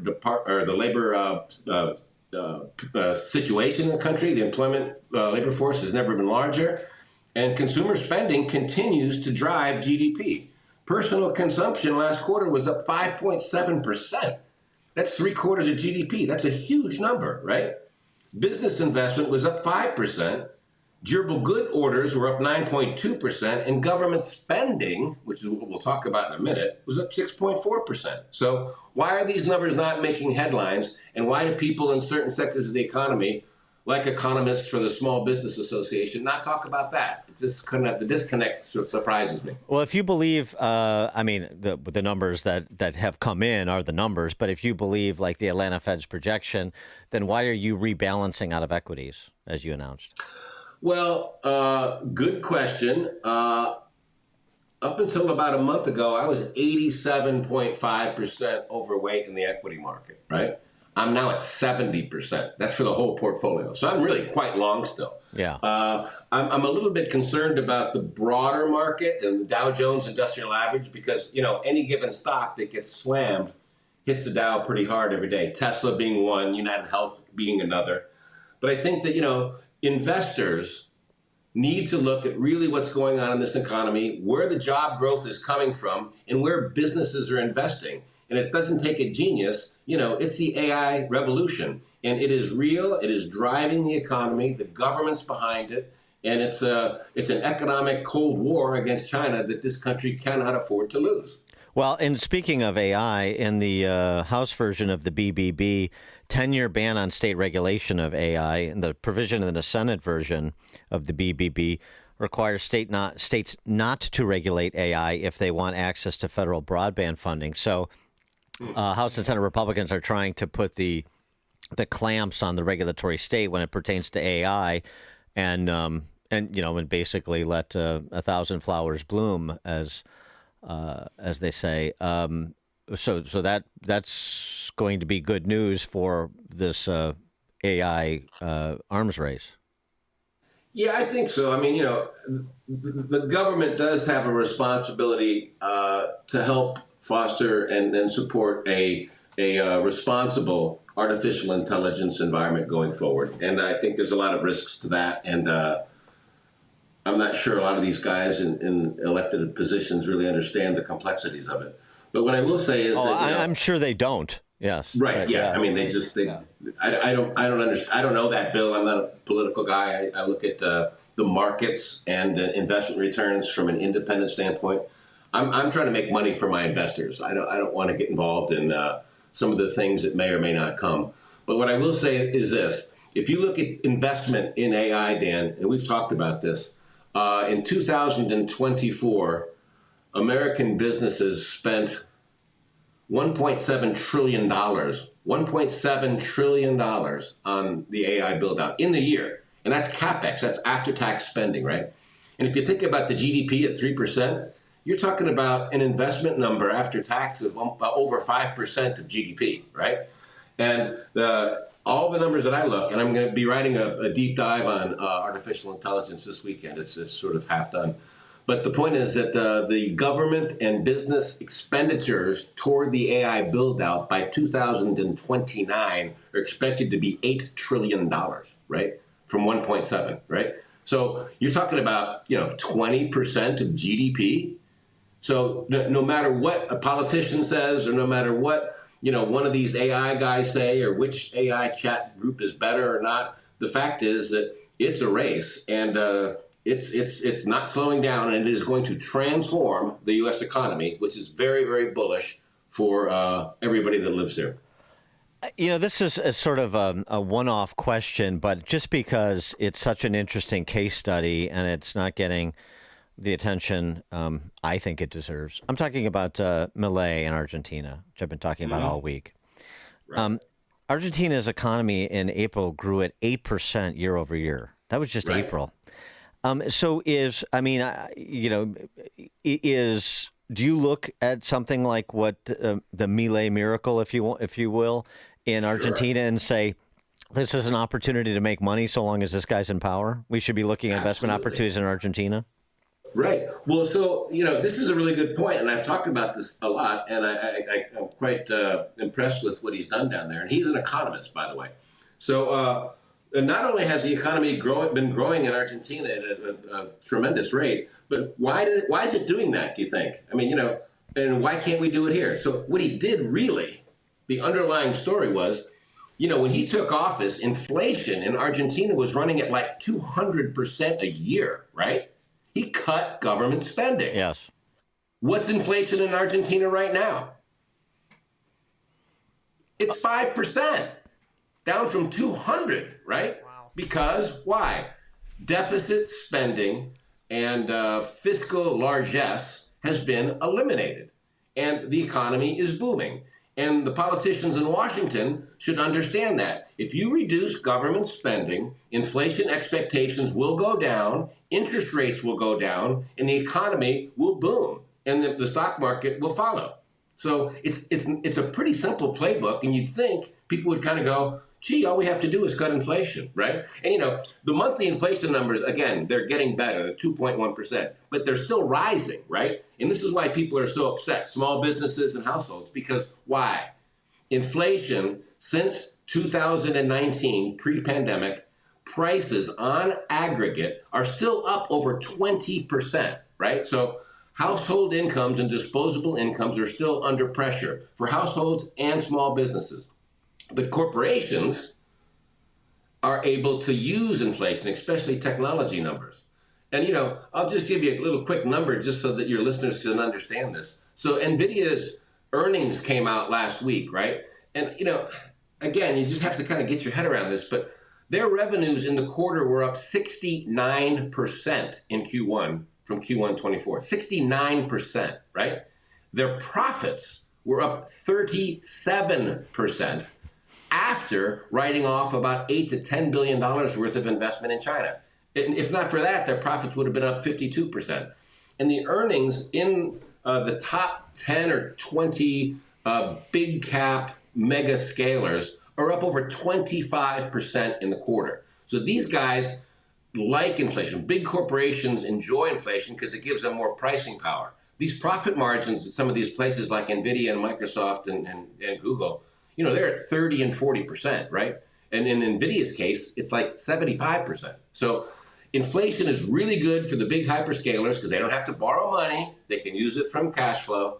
Small businesses don't have that luxury, and that's why guys like Phil and the FNIB are a little bit more downbeat. But if you look at the broader economy, where the job growth is, are the large corporations. Profit margins at corporate America are doing great. Jim Perry, founder, CIO, Perry International Capital Partners. James, thanks as always. Appreciate it. Thanks, Dan. Have a good weekend. Thanks. And he joined us on our turnkey.pro answer line.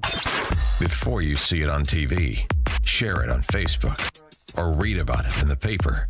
Hear it here first. This is Chicago's Morning Answer on AM 560.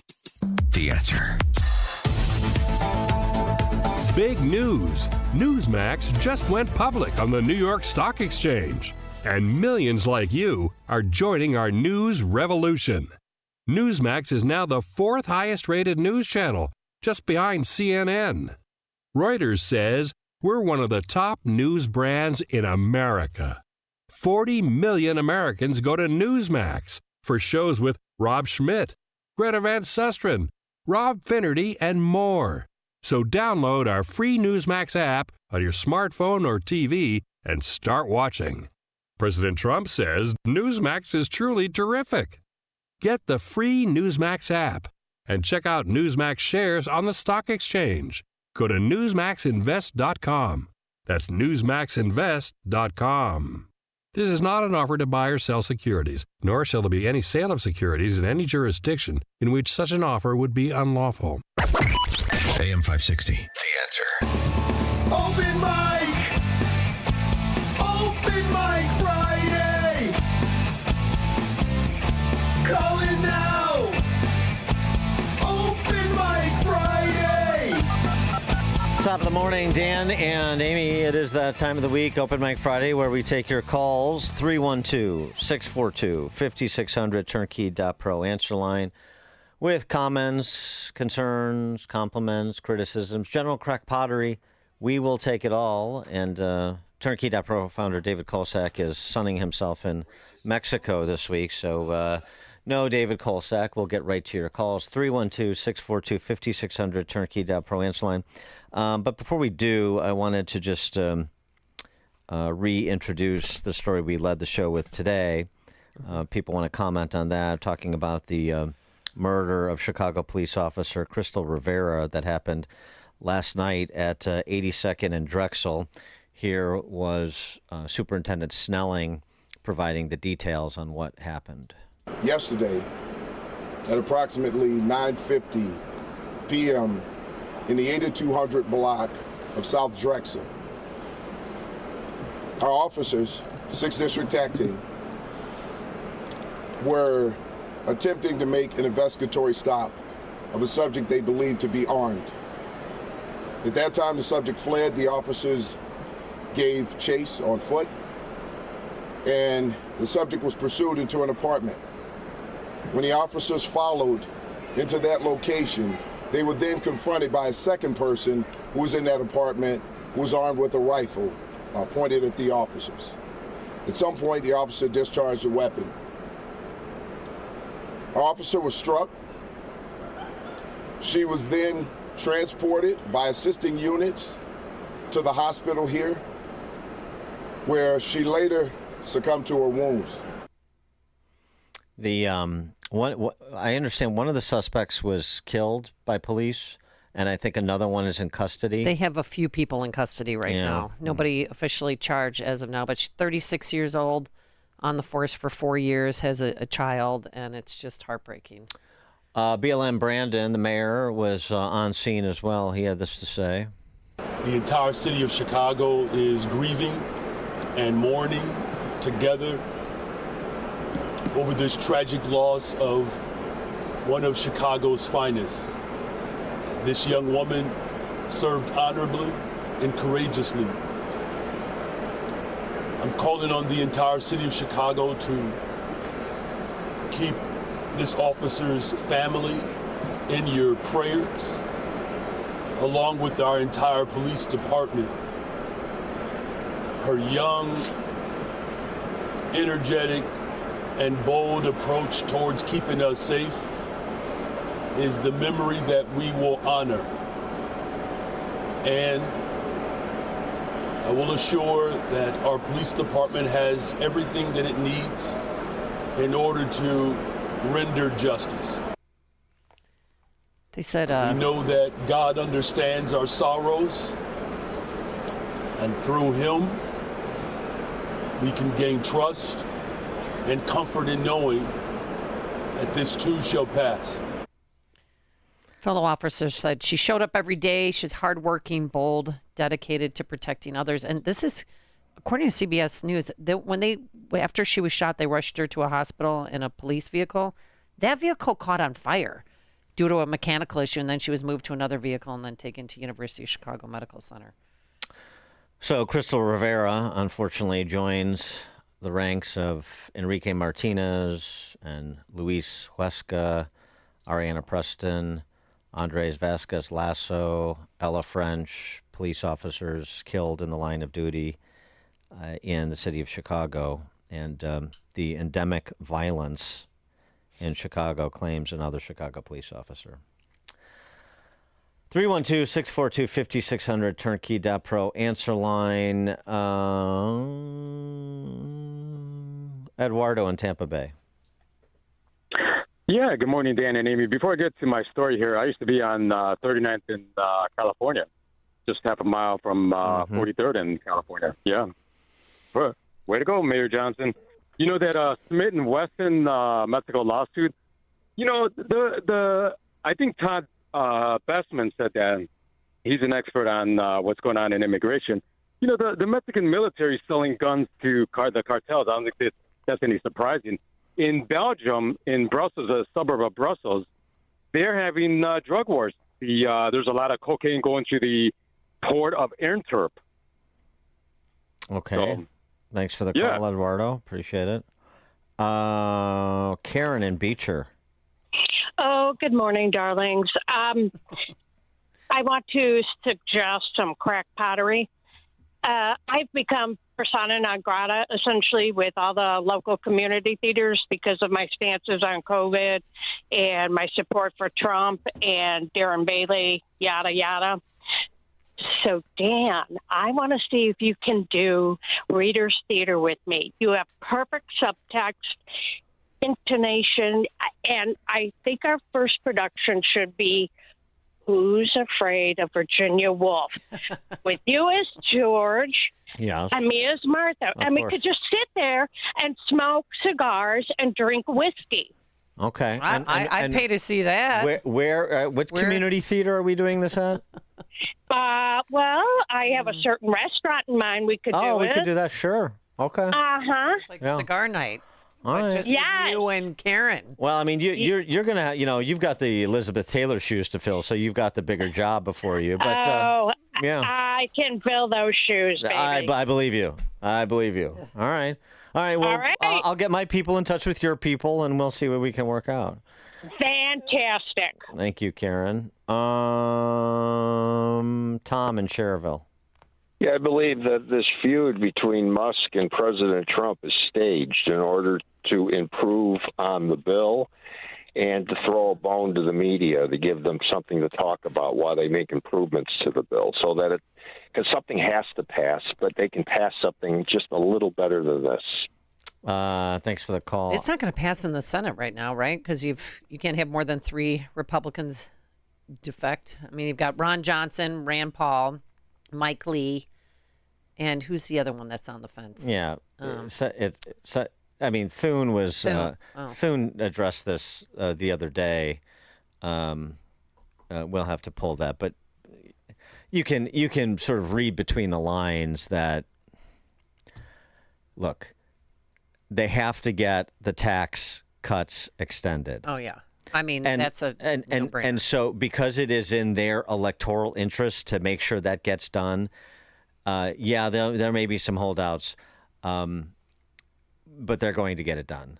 Here was Thune earlier this week, I think Wednesday. Why do you think Elon Musk is trying to kill this bill? Why do you think Elon Musk is trying to kill this bill? Well, I can't speak to his reasons other than what he stated, and I think that what he stated was that he thought it was something that would add to the deficit, and we believe the opposite. We believe that if you take the CBO assumptions, which were dramatically off when it came to the 2017 tax bill. But if you take pretty much everybody else's economic modeling and you realize there's going to be growth as a result of passing this bill, that growth generates additional government revenue. And over time, you end up not increasing the deficit, but reducing the deficit. Are you worried your members are going to start listening to you? Well, I think our members understand kind of the whole, CBO scoring model game here in Washington. So I think at the end of the day, most of our members want to pass a bill that they believe is going to be stimulative, that's going to create growth in the economy, create better paying jobs, and therefore generate more government revenue, not less. Yeah, man. I think most of our members don't really care that much about cutting spending, but they do about the tax relief, and so we're going to get it done. And if that means we have some holdouts, and we have some holdouts. I mean, what Ron Johnson and Rand Paul, Mike Lee, what they can do is play a game of brinkmanship with the big spenders, but unfortunately they're greatly outnumbered by the big spenders. Same goes for the few in the House that are of a Rand Paul, Ron Johnson perspective. So, I mean, here's the thing. I was just having this discussion the other day with a friend of mine. I mean, all the focus on waste, fraud, and abuse. Mm-hmm. If you have a politician talking about waste, fraud, and abuse as the means to cut spending, you know what you have? A big spender. Yeah. Waste, fraud, and abuse is the way politicians who do not want to cut spending talk about cutting spending. You know how you have a somebody who is authentically interested in reducing the size and scope and expense of government? It's the person who, number one, wants to go where most of the spending is done, which is on entitlements, transfer payments.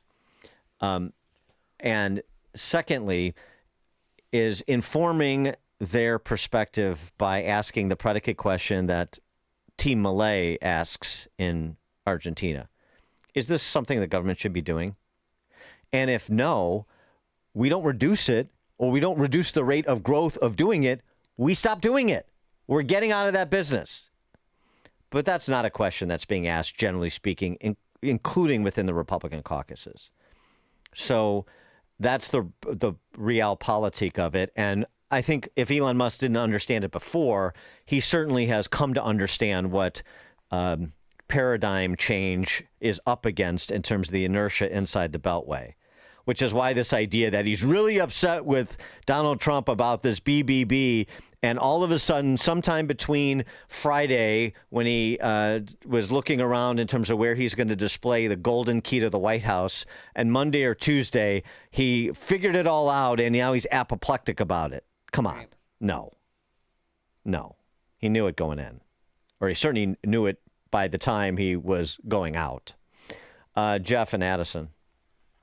Oh, love the show. I wanted to let people know that this earlier this week you were talking about Illinois legislature passing a tax on deliveries. Yeah. And I wanted to let people know that that does not apply to Illinois politicians because they never deliver. Hi-oh. Thanks for the call, Jeff. Oh, it's one of my favorites. It's very much like the gas tax increase that Jelly Belly advanced, where you're not allowed to include an itemized, itemization on the receipt at the pump, and include, this latest tax increase and so on and so forth, or signage that says the taxes have been increased by this guy by this much, which is why gas is at this price. So the same thing with delivery fees. The $1.50 pizza taxes are calling it, or Uber Eats tax. You either pay for it yourself, or you embed it in the cost, but you cannot line item it as Illinois State $1.50 delivery tax, because, of course, I call it the Amazon tax. It's whatever. Everything mailed to your house, folks. It's $1.50 more. This should be like the sugar tax. People should be outraged by this. They figure it out. It's like withholding. If you don't have to write the check, or if you don't see the breakdown, then it's just everything just went up a little bit, and at the end of the month, I'm like, wait, where did all my money go? Yeah, that's how they do it. They're impresarios at extracting other people's stuff. Miles in the western suburbs. I appreciate the discussion about the FBI and the Russiagate, but everybody forgets the elephant in the room. The Inspector General's report indicated that a young attorney should have known that they can't wiretap Carter Page because the statute requires the least intrusive means. That was Judge Boasberg who was issuing that order and telling the people, sending emails, I entered the order, don't bother coming over and pick it up. And there's been no sanction for Boasberg or these FISA courts that are supposed to protect us. So, I don't know how Boasberg, he ruled on that guy's case who was lying in the affidavit, and he was the one who was signing the subpoenas or the wiretaps based on the affidavit. Why wasn't he conflicted out of that case? Thanks for the call, Miles. Yeah, actually, we've been remiss in not revisiting our discussion of the FISA courts and whether or not, as we have literally had discussions about whether the FBI should continue to exist in its current form or should be reconstituted or have its scope of responsibility dramatically limited. We haven't gone back to address the FISA courts. And actually, dearly departed academic Angelo Codavia, who credited for coining the phrase ruling class, had a good piece a couple of years ago presenting the argument for eliminating the FISA courts. It is something to revisit. I'm glad you mentioned that. Rick in Downers Grove. Hey, good morning. Hey, a couple things. Earlier this week, you were talking to like an ex-FBI agent about the corruption in the Biden administration, how after all these committees going through it all, they got to put up some guardrails so it doesn't happen again. But aren't there guardrails already set up called the rule of law, and they just choose to ignore it, and nothing happens to them? I think the one guardrail they should have is the perp walk for some of these people, and if they did something that requires jail time, they go to jail, and I think that'll be a guardrail they don't want to cross. And the second thing is, earlier today you were talking to about the transgender stuff and how that one mayor, I forgot the town, Park Ridge, had his pride shirt, Park Ridge had his pride shirt on, and they were having the transgenders dancing around and little kids putting dollar bills in their G-strings and all that. And I think the problem is the dads of today are soft. Because my sisters and I, we graduated out of grade school in the 60s in Elmhurst. And the dads back then, if they would have heard about that, they would have put their cigarettes out, went down there, and straightened the situation out. And my dad always said, you mess with my kids and all bets are off. Yep. But I think dads nowadays are just too soft on that stuff, and that's why it happens. Rick, are you calling us while you're getting a tattoo? No, I'm in my shop right now and sitting at my desk. What are you making? What do you make at your shop? Well, basically, I'm winding it down. We're a machine shop, and we did a lot of stuff with the cement conveyor industry, which I still do some jobs, but I'm kind of in the wind down phase. Are you retiring? Are you going to be moving out of state or staying? No, here? I got to have something. No, I'm going to keep the shop, and I'm going to do little jobs here and there. But I cannot do nothing. I can't retire and do nothing. Yeah, I got to have something to do. All right. It's the clowns and the circus. It's good to know. It's good to know a guy that has adjacent to the cement business in case I need some help with any like Jimmy Hoffa's. Any problems I have. Yeah. Thanks for the call, Rick. No, don't no. Oh. Matt, Southside. Hey, good morning, Dan. Good morning, Amy. I was going to say in the upcoming Green John Pierre movie, maybe Jada Pinkett could play her, throw on a Raggedy Ann wig, and if he's smart, the only person who won't make that suggestion is Chris Rock. Yeah, right. Matt, wait, Matt from Southside, is this Matt from, are you also Matt from Oak Lawn? No, I'm not. Oh, that's a different Matt. Okay. All right. That's a different Matt. I get my Matts confused. All right, I liked, thanks for the call. Speaking of KJP and her new book, Peter Ducey responding to it. It's like I had a dream and I opened up the first page of her book about the broken White House, and the first sentence says, Peter Ducey told me, and I didn't listen to him. That is true. I don't know. That is a dream. It is true. But she should dedicate the book to you. And I know we're going to talk about this next hour, but the thing about this book is that she, towards the end, before Biden dropped out, after Biden dropped out, she would say that legitimate questions were misinformation. And I told her once, you can't just call something that you don't like misinformation. And so I don't know how she is going to square being the public face of saying things that we now know were not true about the president and about policies. I don't know how she's now going to come out and say, you know what, just because I swore on camera that things were okay. Actually, here's what was really going on. Thanks, Pete. I kind of want to read the book, don't you? No. No. John in Mundelein. Good morning. How are you? Good. Are you good? Listen, now that the alien versus predator, Musk and Trump are going to ruin their manicures with their little slap fight, you guys in right-wing media are probably going to have to tone down the calls to see the Epstein files. But the good news is you can go back to hating electric cars. Yeah, and you can stop vandalizing them, douchebag. Thanks for the call, John. Don't hate electric cars. Don't want to pay for somebody else's. You understand the concept? No, you don't. No, you don't. Of course not.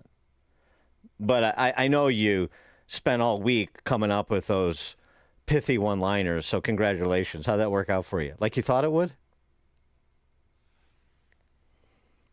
Sarah in Glenview. Yeah, hi. Amy misses Michael Medved, but I say good riddance. Many of us saw God's hand in the 2016 election, but the supreme and perfect irony of Medved, here he is writing a book about divine providence in America, but he's blind to it as it's being played out in real time. Let me explain. In 2016, I was listening for Medved's Pearls of Wisdom. At the time, he had a radio talk show at late night. Instead, I got pearl-clutching Trump versus Hillary debate critique. Isn't that terrible? He's stalking her around the stage. Yeah, thanks for the call, Sarah. I mean, I like and respect Michael Medved, but So do I. But he was completely wrong about the 2016 election and And he paid for it dearly. Well, whatever. Substantially, I mean, it's not about. It's substantially wrong about Trump and the choice in 2016 and since. So, yeah, but but it doesn't mean that he hasn't contributed a lot and doesn't have a lot to contribute. True. Tom in Blue Island. Hey, Dan and Amy, happy Friday. So, Dan, I have a question for you and Amy in reference to AI and how much we're supposed to trust it, and has it already been taken over politically? There are 7 players that have won both the Masters and the U.S. Open. And over the last couple of months, I've checked it a couple of times just to see if anything's changed. And Angel Cabrera is not on that list when you punch up for the list. But then if you go to Angel Cabrera's name himself, it says he's won the Masters and the U.S. Open. And I am conspiratorial, and I'm wondering if the reason has been excluded from that list is because he was in the joint for a couple of years for, knocking the ladies around a little bit. And I'm wondering if that's why he's been excluded from the list. I don't think he won a U.S. Open. He did. He won a U.S. Open. Where did he win the Open? Oakmont. Oh, well, that's where it is in this like year. 2000, he won it you're right. 2 years after he won the Masters, Dan. Yeah, you're right. And ironically enough, Tiger Woods had to make a birdie on 18 to tie him, and 18 was an incredibly tough hole, and he was unable to do it. And so he is a Masters and U.S. Open winner. Oh, well, I don't know about what conspiracy there would be associated with that, but thanks for the call, Tom. But Cabrera's also won twice on the Champions Tour now that he's back. I actually saw him in the practice round I attended at this year's Masters, because he's Masters champion, so he gets the invite back. So I don't think there's any conspiracy afoot, but yeah, he's he paid his price. A little timeout. Tony, Southside. Good morning, Amy, Lamb, and Dan. So, yeah, I didn't have a bad morning listening to some of the content on the show this morning. First of all, I'm a little upset about the Marmalade Messiah and the Spectrum Spaceman arguing, but maybe they can get through all that.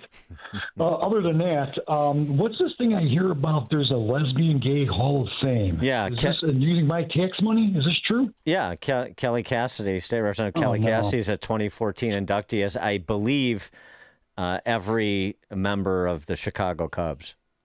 Stop it. Well, Where is this? So what I propose is this. This is what I propose. I propose we do a regular guy Hall of Fame. You know, put people like me in there, you and everybody else who's just a regular guy. We need one of those without tax dollars, though, of course. I'll self-fund that thing. Oh, you know what?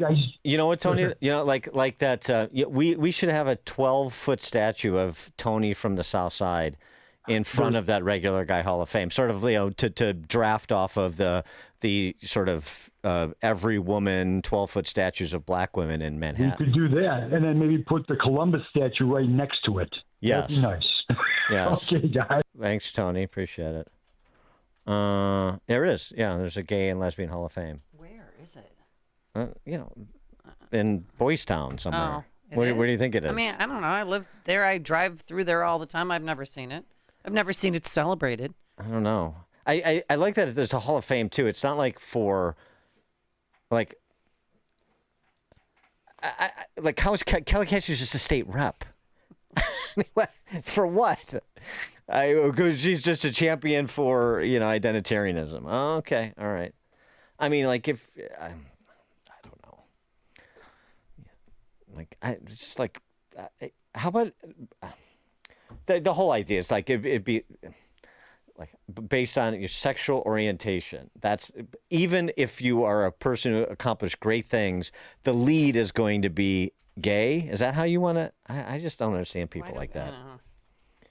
Bob in Naperville.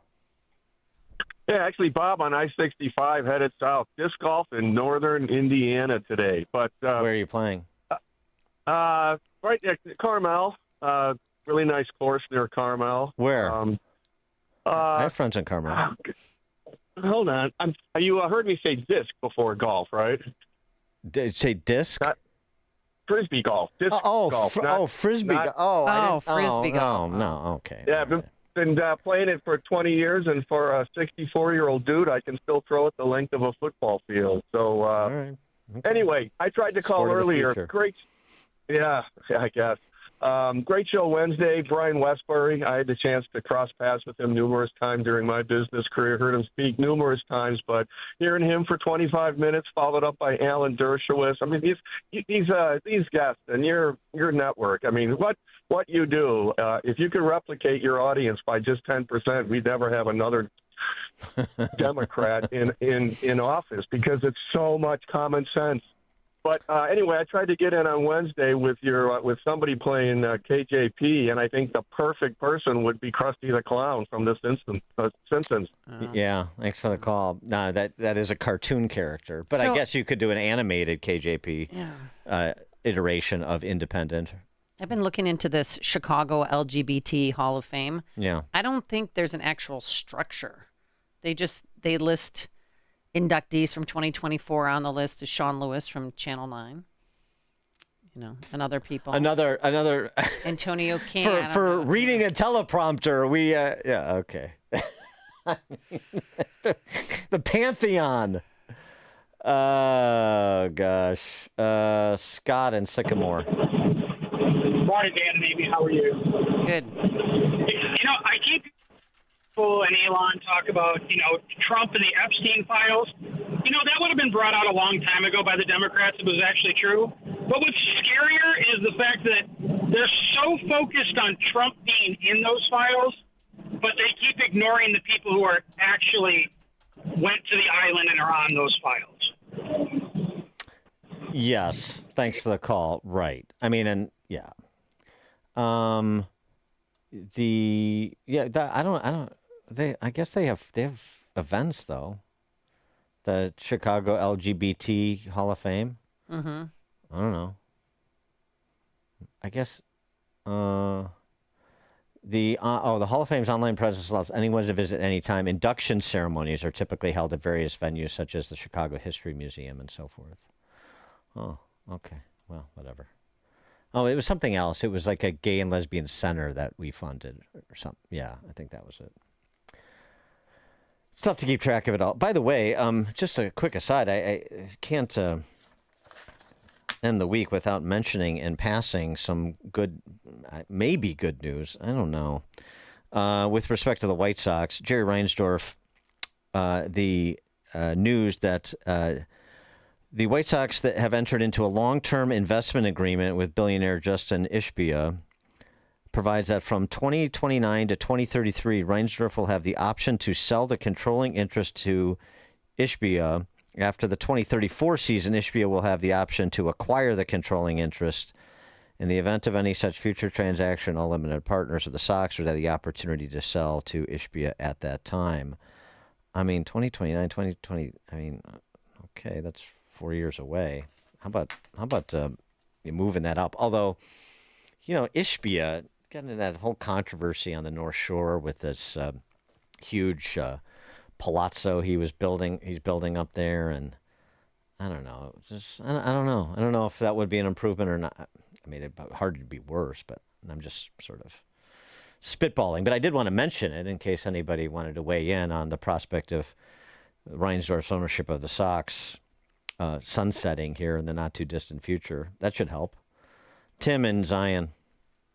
Yeah, I think Chicago should have their own statue, kind of like the one in New York, only it should be a fat guy and a lazy boy holding the TV controller.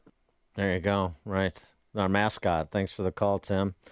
Roger DeKalb. Hey, yes, I know, Dan, you love the opera, and I just see recently where Harvard commissioned a telling of Jezebel for their course. It's an opera, but it tells the old story. I think that story needs to be reimagined modern day with KGB as the victim of politics and sex, and what a story that would be. You can imagine the ticket sales on that one? Yes. Yeah, I can imagine what the ticket... Thanks, Roger. I can imagine what the ticket sales would be on that. Limited. Chuck and Delavan. Hey, how you doing? Thanks for having my call. Hey, big weekend. Shout out to Scott Dixon. Come and celebrate with me and my girlfriend, my fiance, over tomorrow at the Pier 290 early show. Starts at 3. Eli Duo. Hey, sign up for your big barbecue over at Lake Long Lodge next week. And I got invited to a private party with millionaires tomorrow to go see Tony Ocean. I have no idea why these millionaires called me up and wanted to invite me. So you guys have a great weekend. Get out and have some fun. Chuck is moving up in the world. Thanks, Chuck. Thanks, Chuck. Thanks to Justin Kosick and Quinn McCarthy. Have a wonderful weekend. Couldn't do any of this without our great listeners. Today it's going to be hazy sunshine, a high of 75 degrees. Saturday, sun and a high of 76 and a chance of a thunderstorm on Sunday. It is now 9 a.m. WIND Chicago. The report is going over well on Wall Street. I'm Dave Anthony, Fox News. The Dow surging up more than 500 points after we found out while hiring in May have slowed a bit from April, the 139,000 jobs created were more than expected as the unemployment rate stayed the same, 4.2%. President Trump once again urging the Federal Reserve to make an interest rate cut. The economy, the president